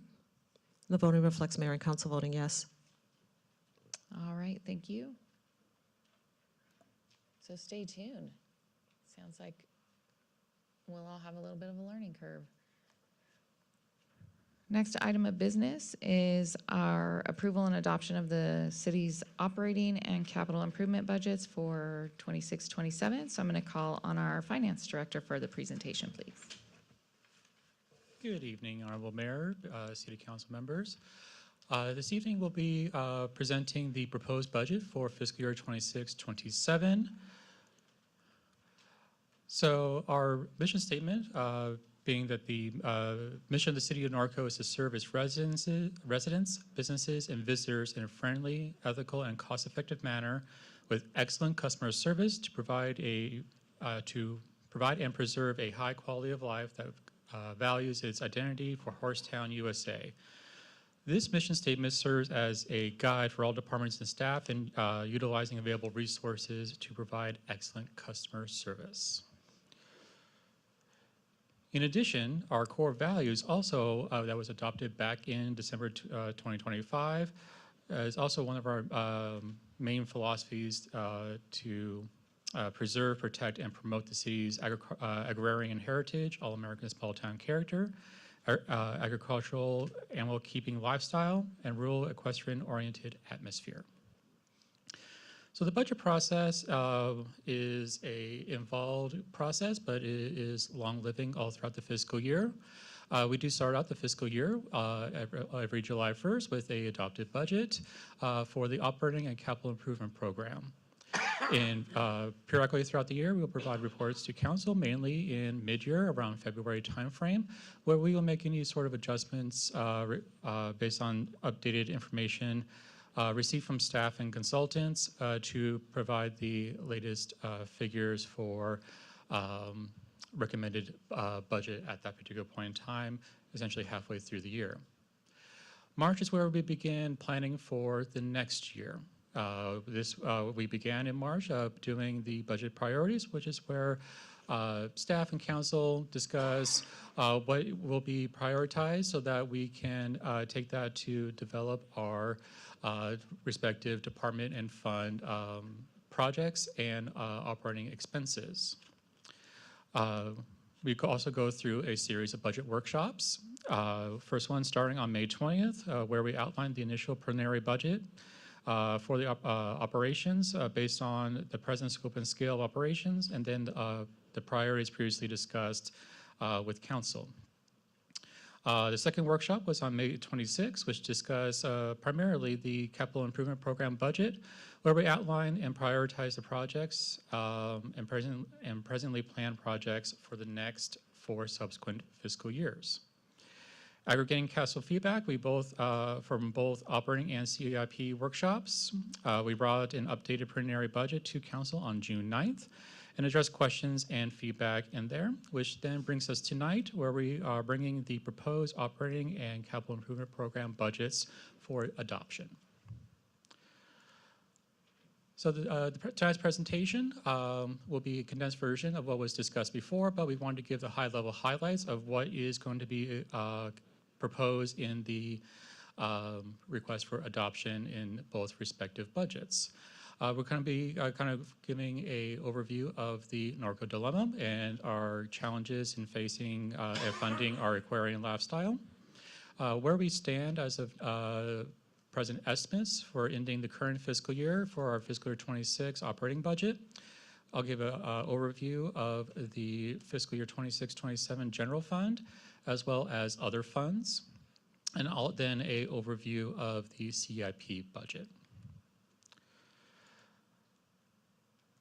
So this presents the Norco dilemma of funding the equestrian lifestyle with large lots for agricultural and animal keeping. The challenges faced with this dilemma is a lower tax base with less homes per acre, aging infrastructure, rising costs to maintain streets, trails, parks, facilities, and equestrian amenities, conservation of parks and open spaces, and limited available land for new revenue growth. The general long-term solution for this dilemma is to support and attract significant revenue generators and control spending and prioritizing services in line with the city's core values, agricultural and animal keeping. The challenges faced in this dilemma is lower tax base with less homes per acre, aging infrastructure, rise costs to maintain streets, trails, parks, facilities, and aquarium amenities, conservation and open parks, and limited available for new revenue growth. The general long-term solution of this dilemma is to support and attract significant generators to control spending, prioritizing, and services for new revenue and in line with the city's core values. So planning out for the remainder of this fiscal year is we started the fiscal year with a audited fund balance of $37.7 million. We are projecting an overall deficit of $1.8 million, of which some of which was planned, part of which will be funded through a one-time transfer from our equipment replacement fund of $1.5 million, with the rest of the $0.3 million being funded out of our general fund reserves. That would then bring our projected fund balance as of June 30, 2026 to $37.4 million. So going over the general fund overall, is projected revenues will be a total of proposed are $31.6 million, projected expenditures of $33.3 or $4 million, with a projected deficit of $1.7 million.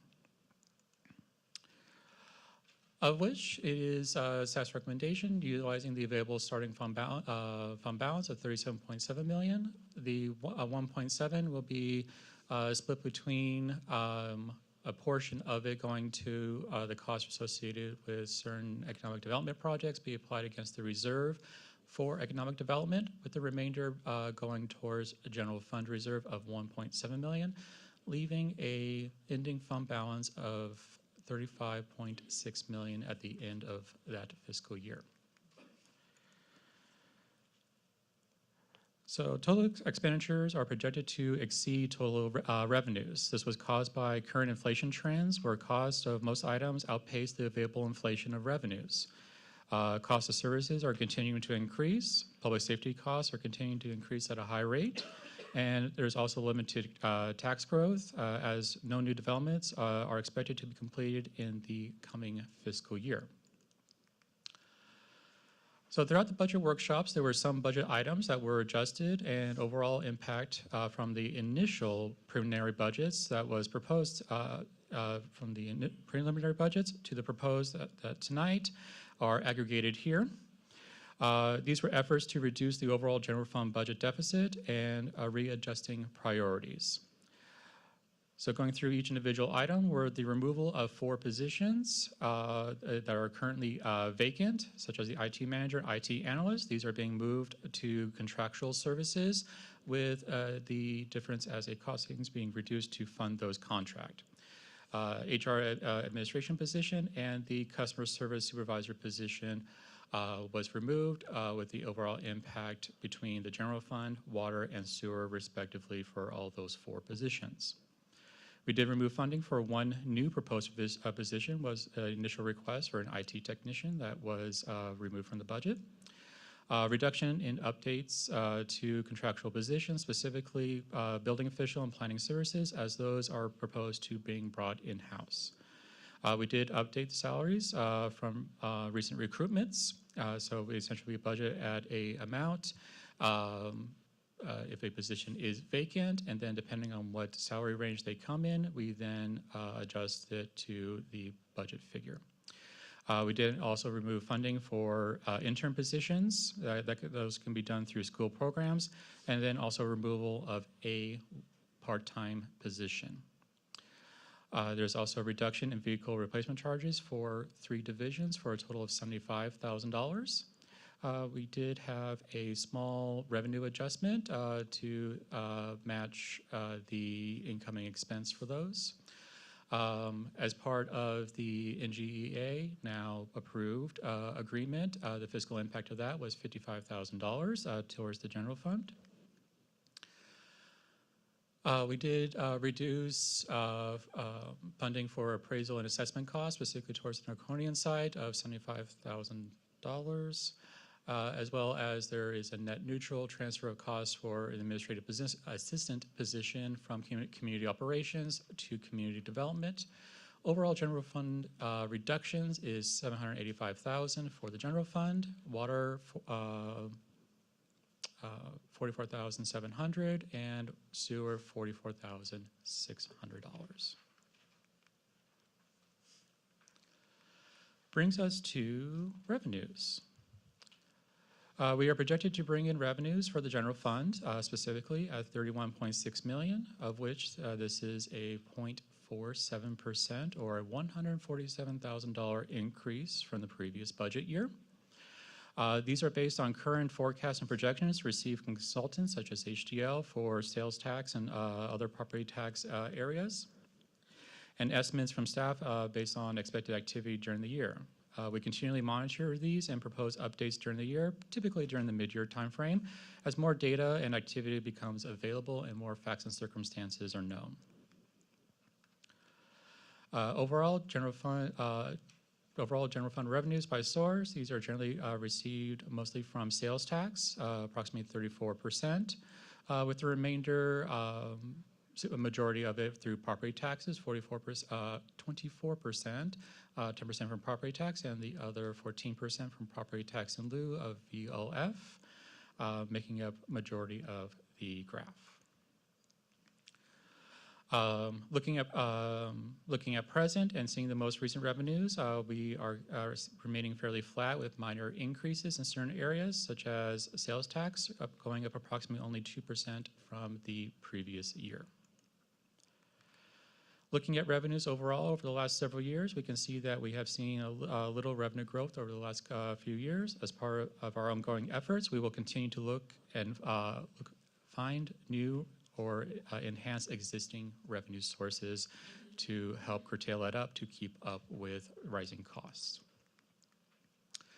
Giving a high-level highlight, which is in the budget document, the overall sales tax category and amongst other areas are remaining flat. No significant increase in those. However, we are seeing some growth in property tax areas based on current projections going into the fiscal year. Based on current estimates, we are seeing some reductions in user-based fee activity based on expected activity in the next fiscal year. As discussed, we do monitor these to see if these do have any changes in factors during the year that will require revenues to be adjusted. Brings us over to revenues. Overall, at the end, we'll be seeing overall a flat change in expenditures for a total of $33.4 million being proposed. To note, there will be a 5% increase in salaries and benefits for COLAs that are dictated by our MOUs, and increases in, as a result of pension increases and other employee-related benefit costs. Professional and contractual services are also expected to decrease as these are moved towards moving some services in-house, amongst other reductions within various other departments. Most of our general fund revenues are for public safety, police, and fire as part of our contract with them. The rest of the departments are distributed depending on their respective department scope and scale of activity. By functional area, we have our top contract service, as previously discussed, as well as for sheriff and fire suppression, as well as other departments, for total respective expenses of $33.4 million, remaining fairly flat with the prior budget year. I would have liked to see that $40,000 as part of the sheriff contract from back in the 1960s. That was an interesting little footnote.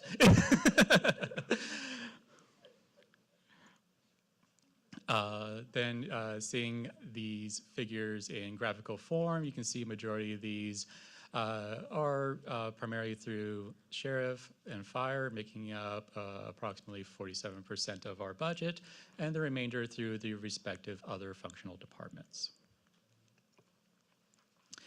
Here you will see a comparison of the relative functional expense categories for the recent periods, with some fluctuations depending on activity in those or gradual trends within those over time.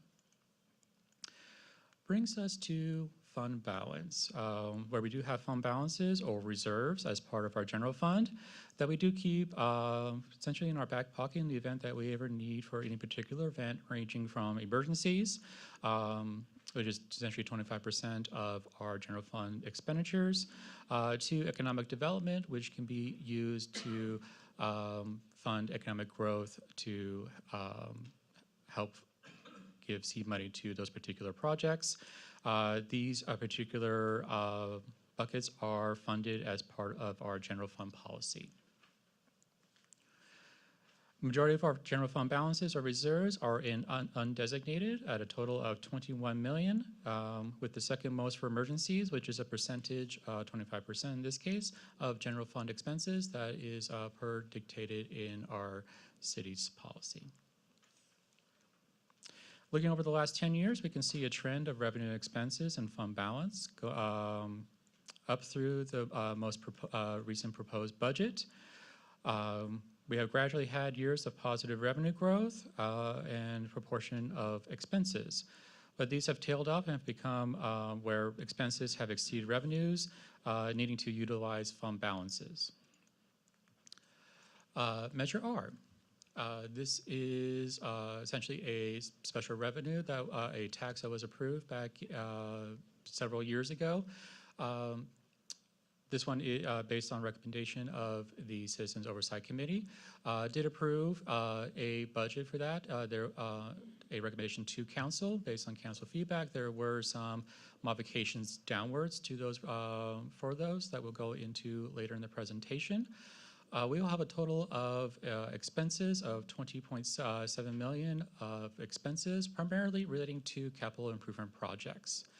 We will be having revenues incoming from that, essentially the 1% Measure R sales tax coming in from that of and as well as interest income of $8.7 million. Utilizing those to fund the capital projects and the incoming revenues, we will end the fiscal year with an estimated fund balance of $2.4 million. Majority of the categories by the Measure R's fund expenses are primarily going to be funding street improvements at 63% and facility improvements at 21%. Here you will see all the projects that are being funded by Measure R. There'll be a total of 49 projects, of which 9 are new. Overall, you will see total expenditures, which include administrative and trail maintenance funding, of a total of $20.7 million. Brings us to our utility funds, which is our water fund. We will see total revenues coming in from water charges specifically, $14.3 million. This is up 7.22% from the previous year. These are based on based on assumption levels, based on current estimations and trends. There is some impact due to the closure of the CRC or the prison. But these can fluctuate due to weather patterns. So if we have a wet year, those can be impacted. But we do monitor these all throughout the year and then report back periodically throughout the fiscal year. Expenses are estimated to be $15.7 million, which is up 7.08% from the previous year. These are based on current service levels, including the cost of take-or-pay contracts. Most of the expenses relating to this are for water consumption associated with our take-or-pay contracts for purchasing water to provide clean, safe water in our distribution system. At the end of the year, we will have a estimated change in working capital at a negative 1.4 million. Working capital is used to fund rates stabilization reserve and minimum operating reserve. At the end of the fiscal year, we are estimating working capital to be 5.5 million. Total, as discussed earlier, majority of our revenues is from charges for services based on usage and other fixed charges within the fund, with a 7.22% for a total of $14.3 million in projected revenue for water. Seeing also those similar figures graphically through fixed charges and water usage being majority of the revenues that we receive in water. Funding the water fund for the expenses of 15.6 million, or a 7% increase from the previous year. Majority of this is being salaries, similar to the impact in the general fund. Those are funding the contractually stipulated MOU increases in staffing costs, as well as general increases in costs for employee-related benefits.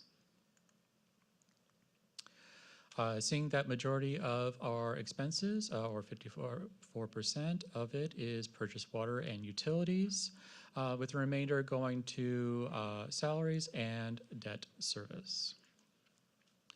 Brings us over to our sewer fund. This will have a total revenues expected of $7.9 million. These are based on current service levels with no rate increase proposed in this area. Most of the revenues are derived from fixed monthly charges, and this did have a impact because of the closure from CRC, as they were one of our top 10 customers. Total expenses for the sewer fund is going to be $7.5 million, based on again based on current service levels, and this will provide funding to cover the related expenses as well as debt service payments.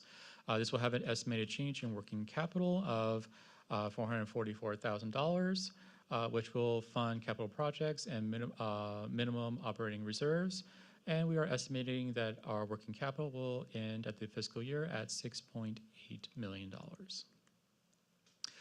As mentioned, majority of the revenues is received from service rate revenues. As due to the expected closure of CRC, we did have to have a reduction in SOD revenues. So you are seeing a reduction in the sewer service revenues, primarily associated because of that impact. With a total projected revenues of $7.9 million. Again, majority of that is relating to service costs of 94% of the overall budget.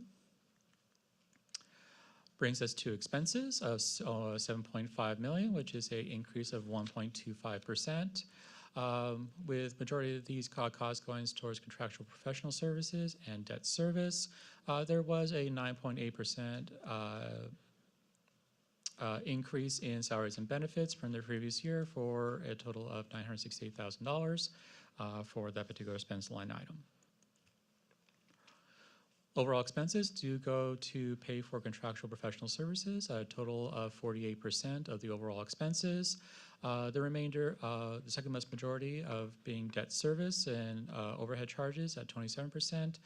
The rest are based on other operational and non-operating costs. Brings us to Recycled Water Fund. Total projected revenue, specifically from the EPA grant, of $2.6 million to fund the Recycled Water Booster Station and Reservoir Project. Total expenses of $2 million for a transfer out to the Recycled Water Capital Fund for funding said capital projects in design. We will have a total change in working capital of $580,000. The working capital will be used to fund the capital projects. We will end the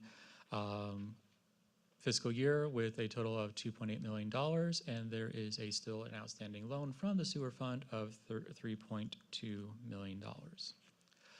Brings us over to our special revenue funds. One of our top ones is the gas tax fund. So these represent the city's share of the state's gas tax allocation revenues. So essentially these are the taxes at the pump that you pay as filling up your tank, and we then allocate it to each respective city.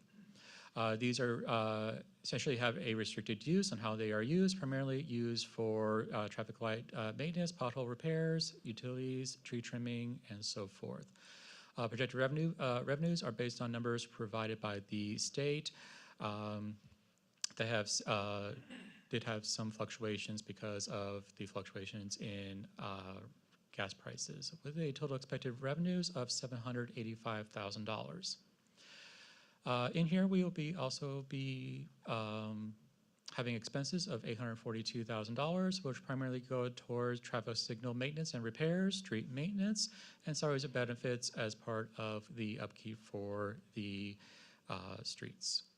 We'll have an estimated ending fund balance of $109,700 based on the proposed projected revenue projections. The NPDES fund, this is primarily received based on assessments of real property to the city. Projected revenue of $134,000. These are to fund and pay for services and programs to mitigate the impact of stormwater runoff and other related activities.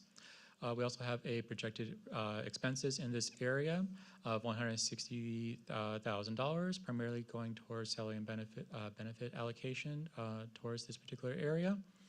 We will then deplete the fund's existing balance based on projected expenses being used. The housing fund will have total projected revenues of $81,000, primarily received from interest income, contributions, and other loan payments. We will have projected expenses of $289,000, primarily to fund salaries and benefits allocation, administration of a contractual services towards our housing programs and said services. We will then have the estimated ending fund balance of $4.8 million, which we will be looking towards using for future proposed housing programs or particular project to use those use within the statutory required time frame. Brings us over from operations over to Capital Improvement Program, or CIP, for fiscal years 2027 to 2031.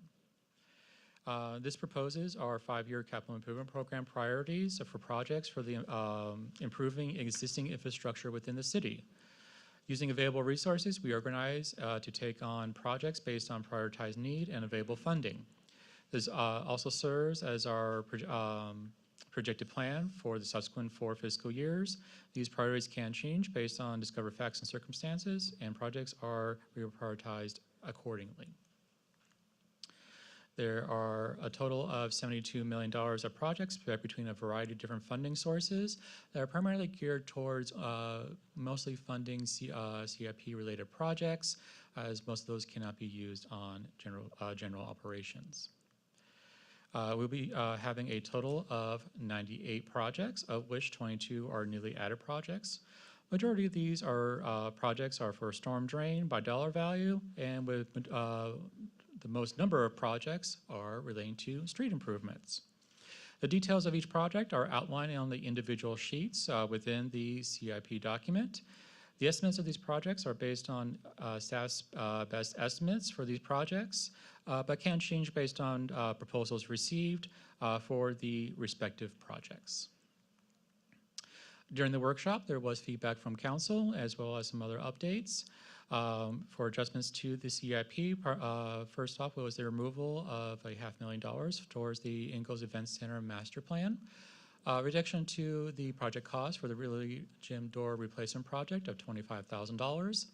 and the addition of a SB1 road maintenance project for the Saratoga Circle Rehabilitation project of $300,000 for a total net impact reduction to CIP of $225,000. So looking ahead, as we do have some challenges to consider as we go forward into the next fiscal year and thereafter. The ongoing, some of these considerations are the ongoing impacts of inflation on revenues and expenditures based on the current economy. As the city nears build out, we will also have to start have limited sales tax growth opportunities. Cost of services, specifically public safety, being one of our largest contract services, will likely cause increases over time depending on amounts determined by these contracts. Strategically using reserves for one-time projects as not to impact ongoing scope of scale operations. Departments will continue to explore potential revenues and evaluate expenditures and contracts to identify efficiencies from those agreements.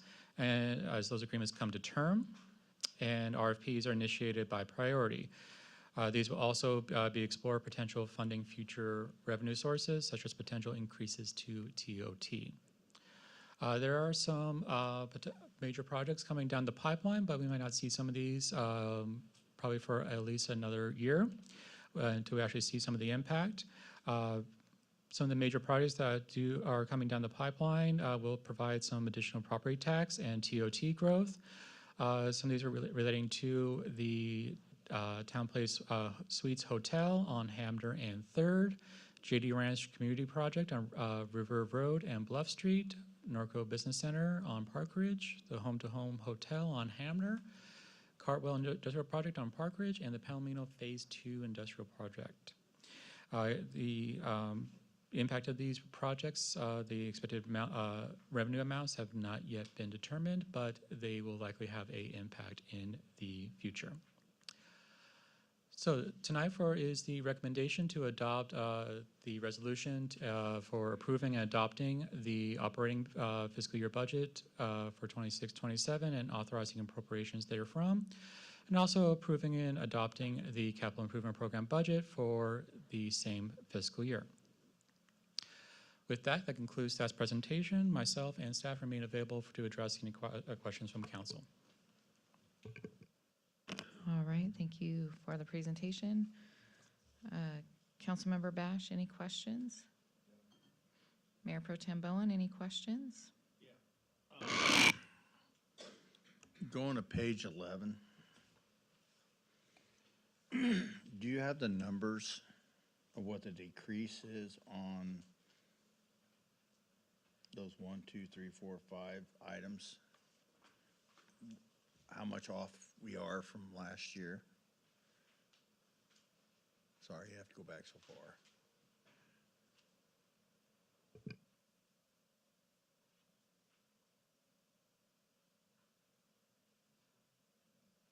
Actually, well, it says 11 at the bottom of mine, but it's 22, 21. That one. Where it says fines and penalties, and that has. Do you know what those are?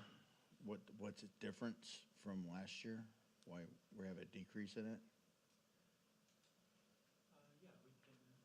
Yes, we can illustrate this on slide 16 of the presentation. That is on. So we are going from, that is a $40,000 reduction or 16%. We are proposing a total amount of $201,500 from a prior year amended budget of $242,000.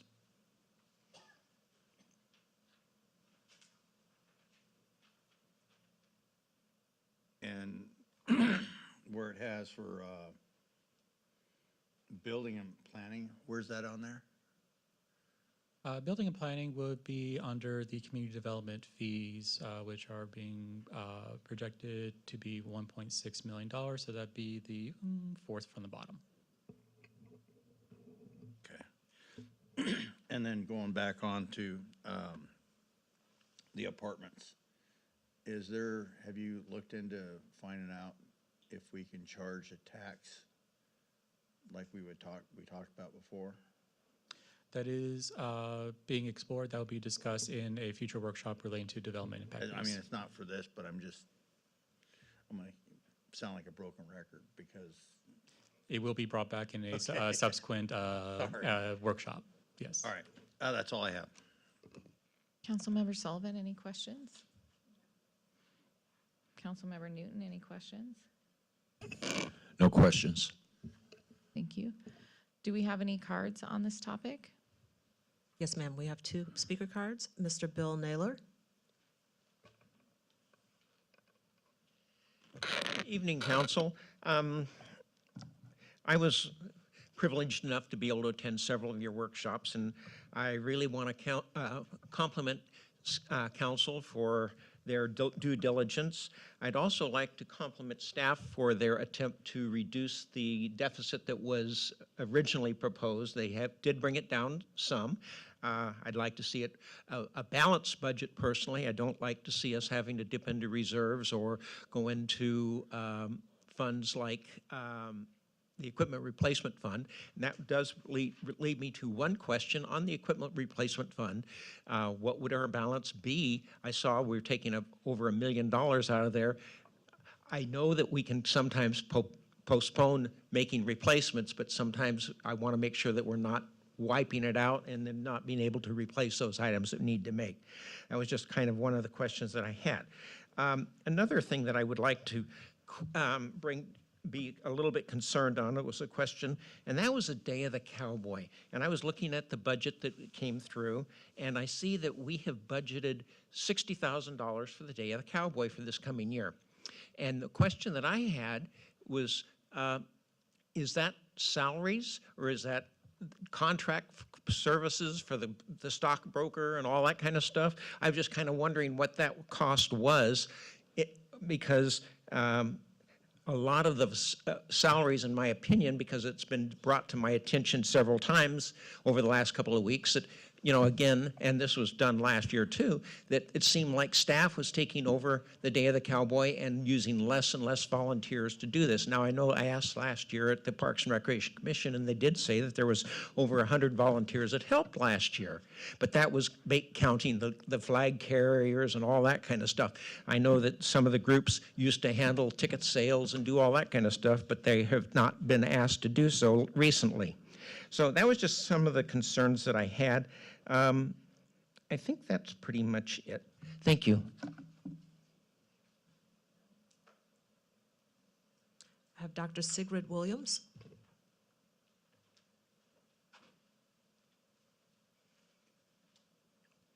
Good evening, Council.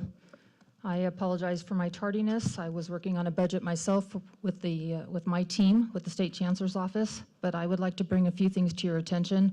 The first, one of your budget line items that was part of Measure R, and I will take responsibility as part of Measure R that I did not see it initially, was the Corona-Norco Unified School District Trail at $100,000 that they want to charge the city, or they would like the city to encumber to fix a trail that incorporates their school.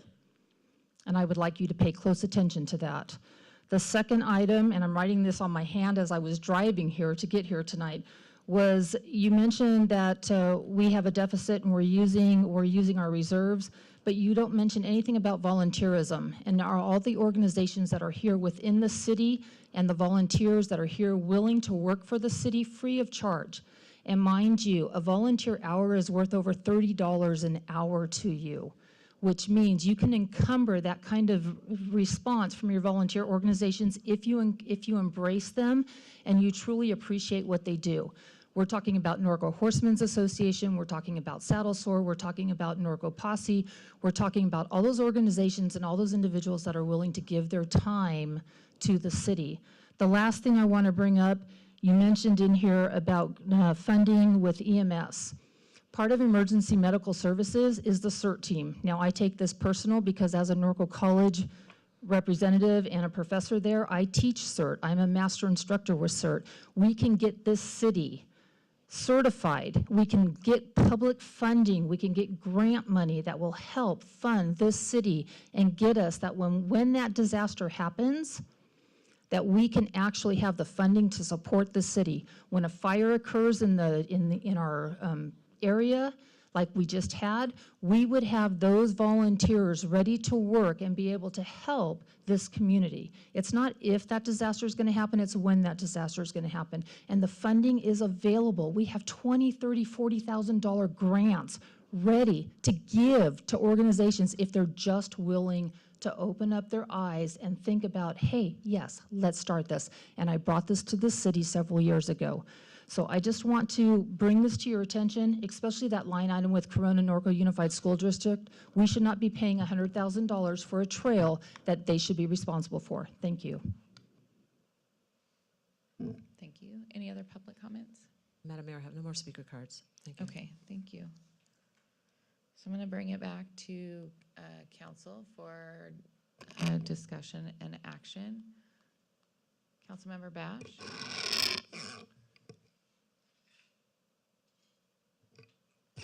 Day of the Cowboy. It's quite a revenue stream, isn't it? Yes, this year, and just to answer Bill Naylor's question, it does include, the stock contractors' fees, bleacher rentals. It does include staff time as well for part-time and full-time staff. So it does, and any sort of supplies that we do need for that event. However, with potential ticket sales, especially for this year, we should be covering that cost. We're also actively looking for sponsors for that event as well to help cover those costs. However, so with that, I have to have a budgeted amount in order for me to be able to spend that money. So that's why there is a budget number in here, but we plan to cover those costs and then some. Thank you. Thank you. Then I'm assuming that she was talking about the Norco L Trail, which we are questioning. Yeah, we're negotiating, I guess would be a word for it. Sam? Just looking at alternative fixes that are less expensive. Yeah, and I have to admit, one of the things that kind of upsets me with the improvements at Norco Intermediate, Norco L, and Norco High School to a lesser extent, but I was sitting on the bond, and we spent a lot of money telling them how to alleviate their traffic issues, trail issues, all kinds of stuff. And we gave them a whole bunch of suggestions to the district, and they did exactly none of them. So keep looking into the trail to see if we can do a little bit less. Yeah. But good suggestions.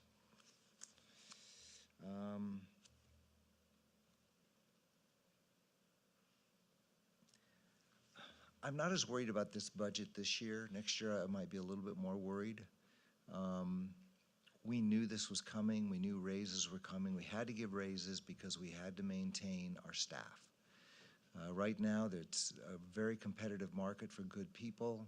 And the truth of the matter is, as I've said before, in my personal opinion, and not that our last staffs were bad, it's just right now our staffs just really seem to be gelling. And I mean in a way that I personally have not seen. We always have somebody strong here, maybe a little weaker over here. But right now it seems like every department head and the supervisors and the staff, they seem really happy. And so in order to keep them, we had to pay more, and we knew that.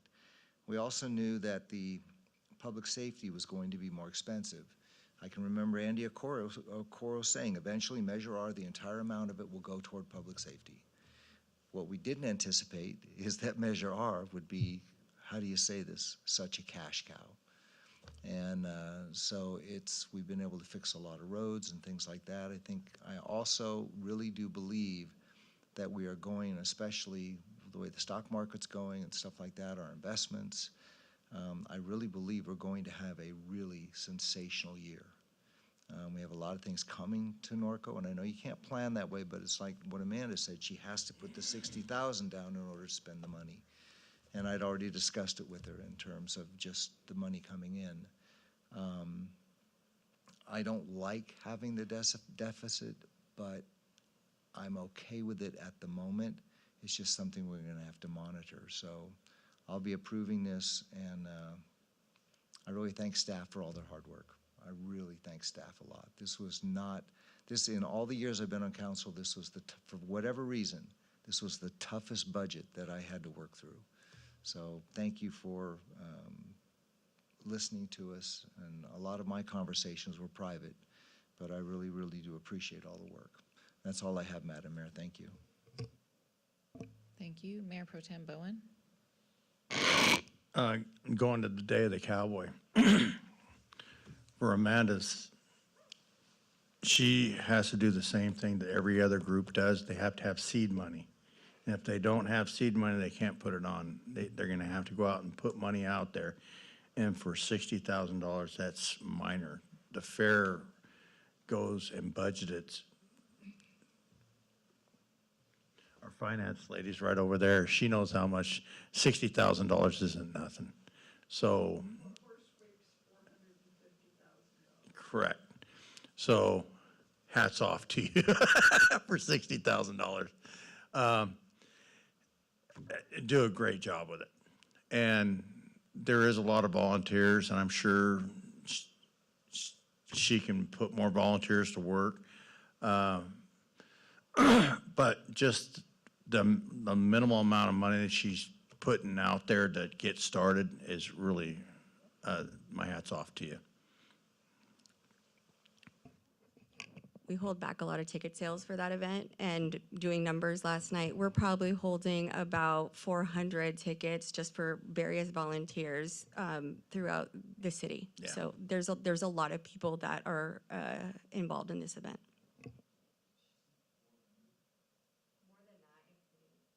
More than that, including you know, some of our vendors and our competitors too. We're holding back about 600 tickets. GA tickets, yes. And I know I keep pushing the apartments, you know, and I'm gonna keep saying it every meeting. That is going to help if we can figure a way of doing that. And as far as the trail goes,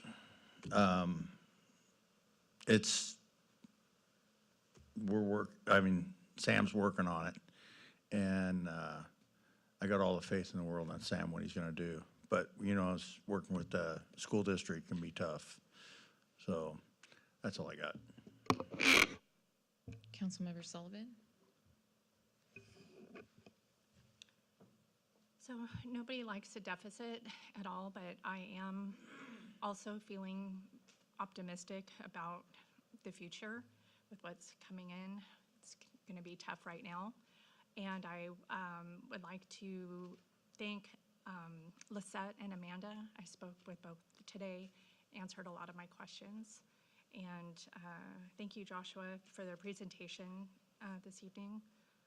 And that's it. Thanks. Councilmember Newton. Thank you. Well, just to start with a small thing,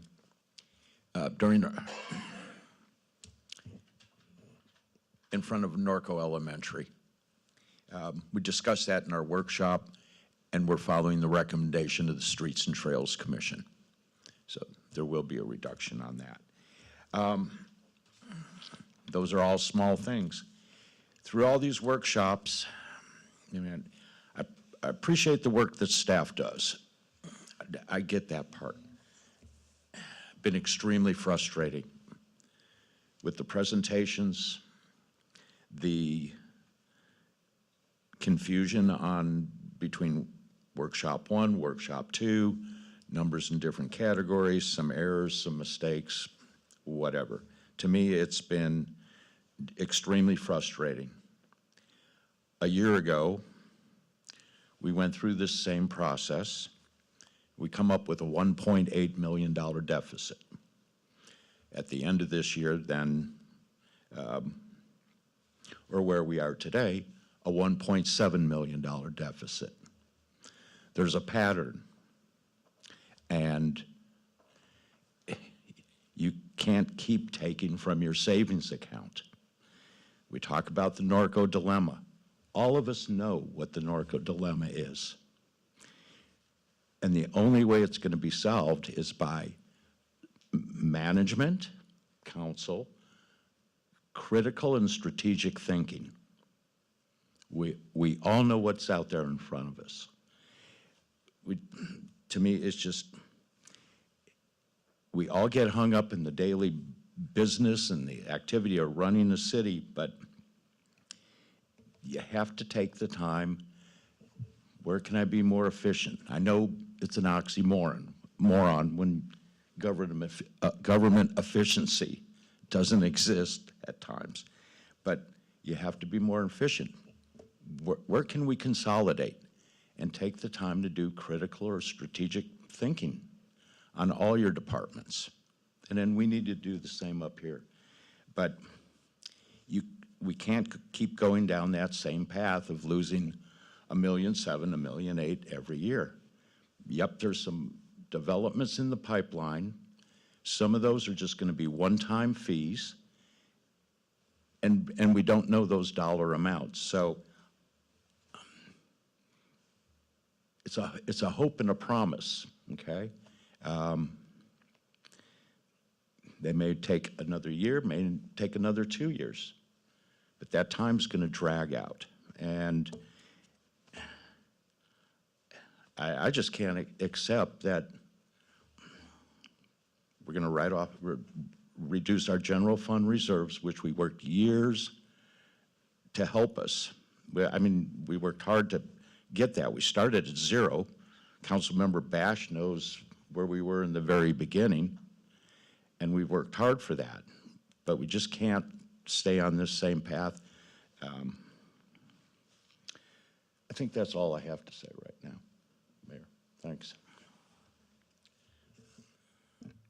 Thank you. I guess my comments would be maybe a combination of everything that you've heard. I think budgets, just in general, to me, can be a frustrating process across the board, I think, especially with government organizations.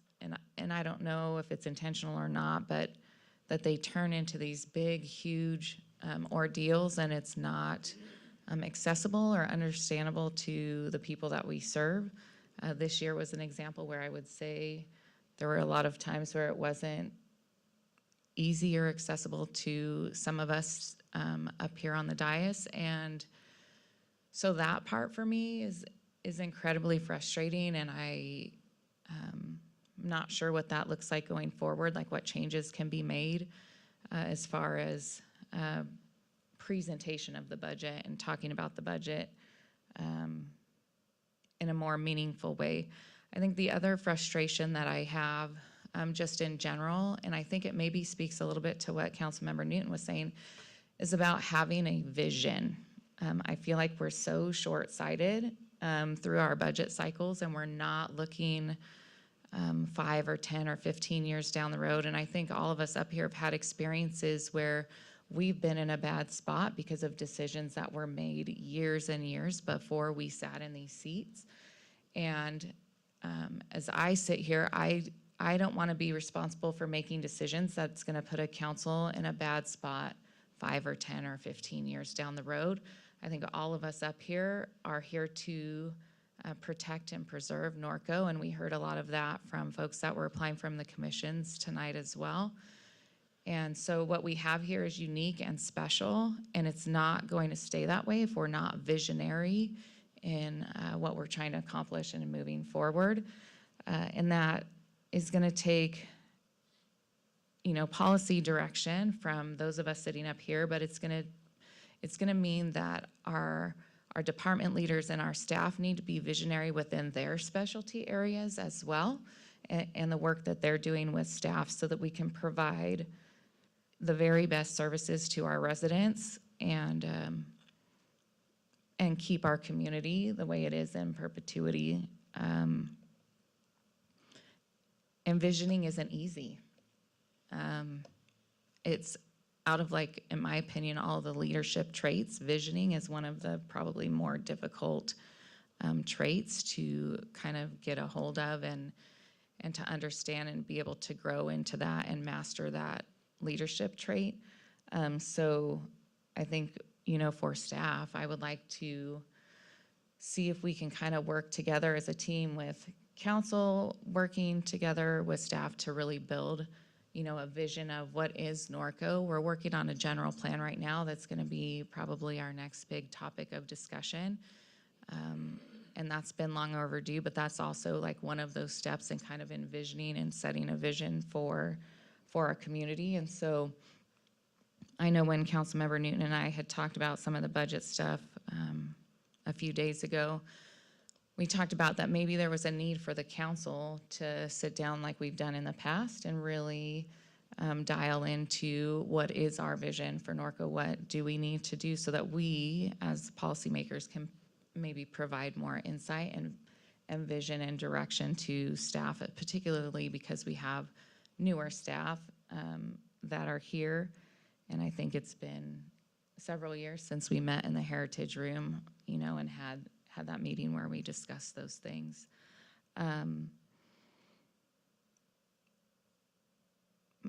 I as well, since I've been on council, have approved a deficit budget, and it is,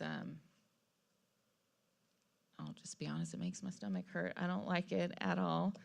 And it's not something that I take lightly. Kevin calls it Norco luck.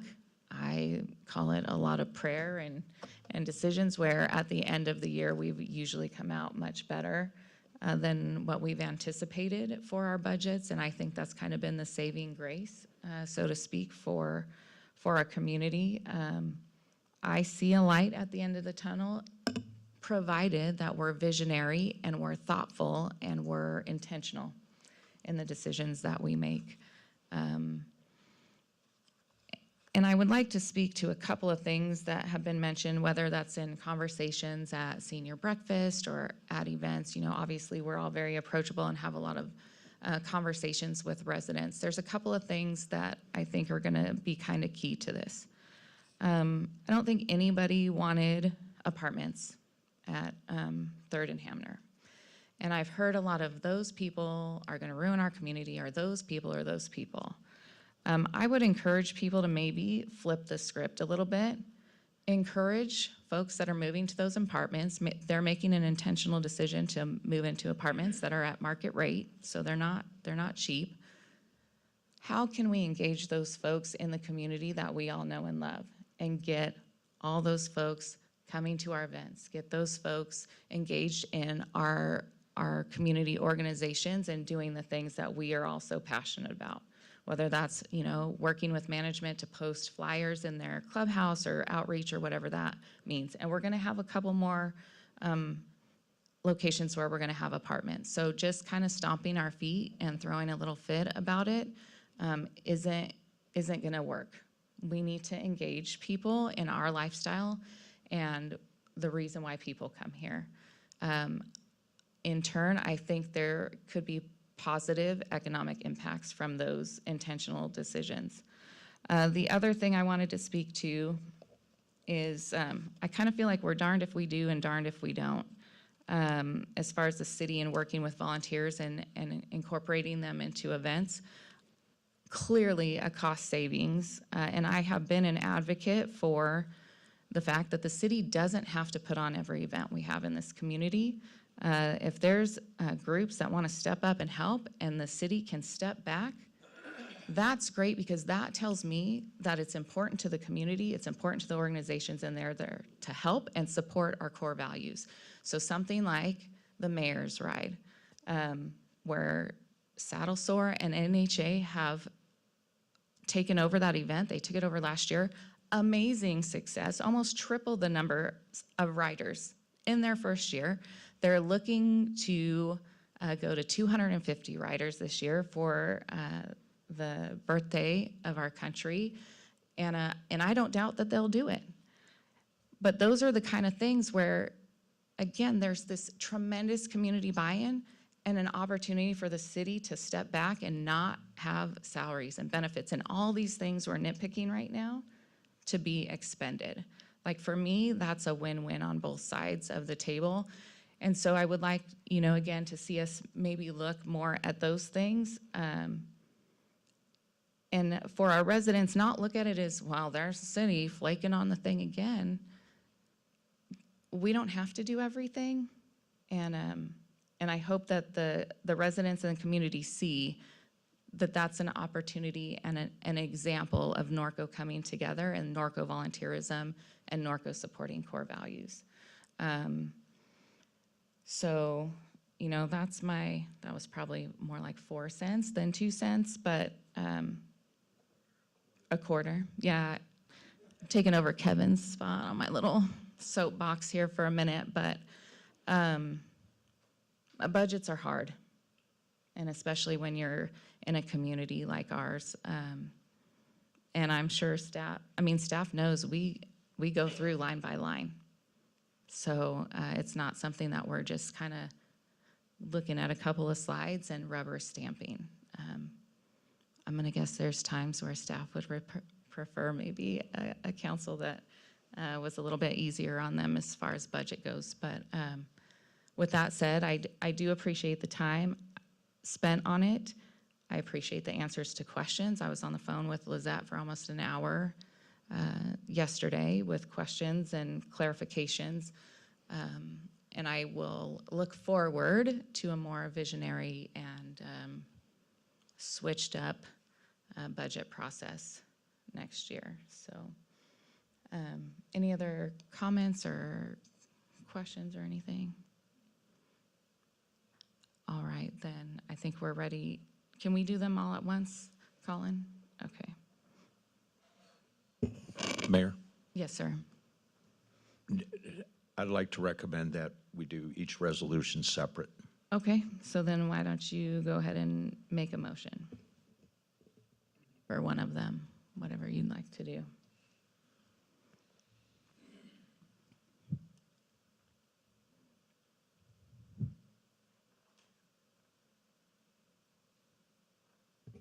Madam Clerk, are we able to do do we need to do a roll call because we're splitting the same item? Yes. You motion? Well, my question is, because it's 2 separate resolutions, it should be 2 separate votes. And we can do 2 separate votes. I just don't think the computer can do it 2 separate votes. I think we need to do a roll call. So preference We'll do to a roll council call. member makes a motion on one of the resolutions. I'll make a resolution, or a motion to adopt resolution number 2026-60, approving and adopting the City of Norco Capital Improvement Program budget for fiscal years 2026-27. Second. I'll take an oral vote for that one. Councilmember Bash? Yes. Mayor Pro Tem Bowen? Yes. Mayor Grunmeyer? Yes. Councilmember Sullivan? Councilmember Newton? Yes. The voting reflects mayor and council voting yes. Thank you. So we have one other recommendation from staff for the operating budget. Is there a motion?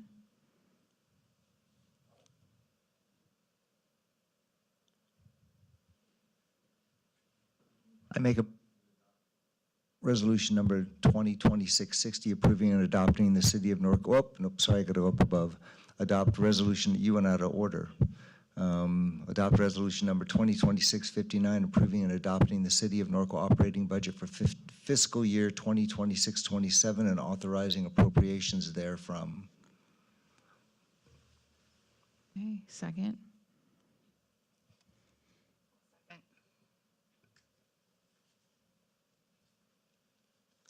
Please vote. We're gonna, I can actually, on that one, I can actually have them do the, oh, you want to do the electronic? or I can do an oral vote, no worries. Yeah, we're gonna have to Yes. do a roll call because this one lists both again, so. That's okay. Councilmember Bash? Yes. Mayor Pro Tem Bowen? Yes. Mayor Grunmeyer? Yes. Councilmember Sullivan? Councilmember Newton? No. The vote reflects mayor and council voting yes, with Councilmember Newton voting no. Okay, thank you very much.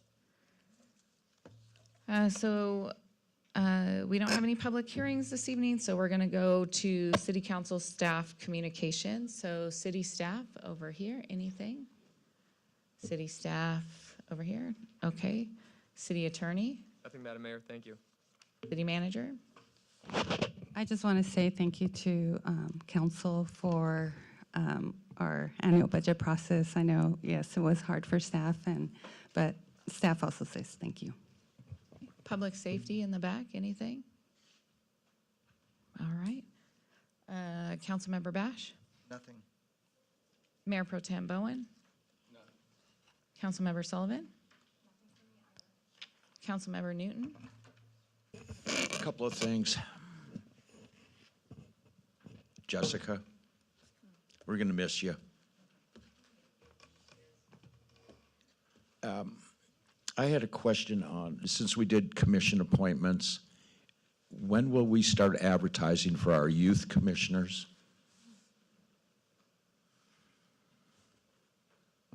I will be reviewing the resolutions for the youth commissioner to bring it back to council for review.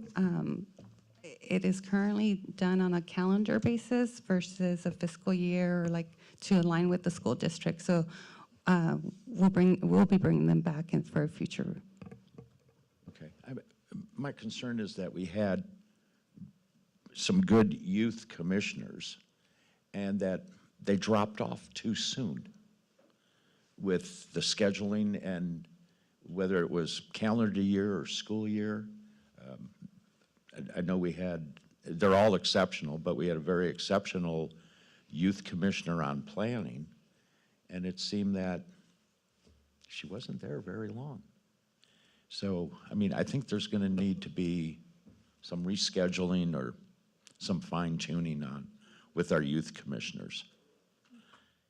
And the other is, Mayor, just want to ask,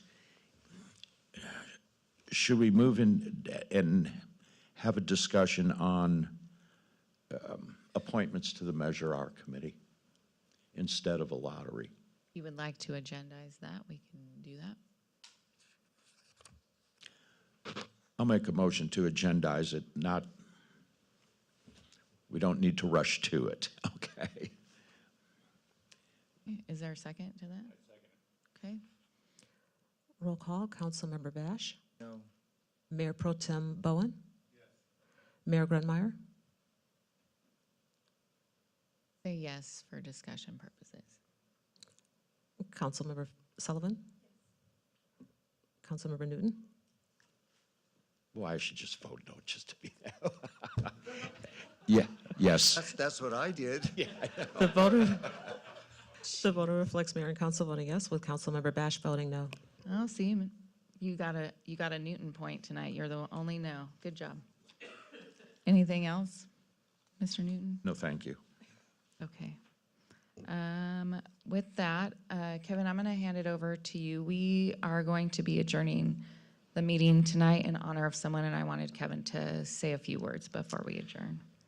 So many, many years ago, 12 years ago, when we did the memorial, we went to the Kameyers. Ron was the architect that we went to, and we went to his dad, and he was a landscape architect. And Ron passed away 2 weeks ago, but he was the one that essentially designed the Veterans Memorial. And so I wanted to, what was amazing is from his development of that memorial, and it ended up being quite a collaboration. He ended up doing the Code Talkers Memorial. He did like 10 memorials after that. He became the memorial guy. And he always said that he owed this new career as an architect to his design of that memorial. He died a very painful death, and I mean, he had diabetes and all the things that get cut off, and it was just really awful. He was also the one that designed the 1776 memorial, the big sort of mural that's on the side of the Prado Dam. Those are the kind of things that he did, and he was a really wonderful person. He also designed the very first, when we were trying to figure out what to do before Ted found the Gold Star Memorial, he designed a very elaborate Gold Star family memorial, which we did not use, but he spent a lot of time on it. Both he and his father are now passed, but I just want to have a moment of silence for his contributions to the Veterans Memorial here in the city of Norco.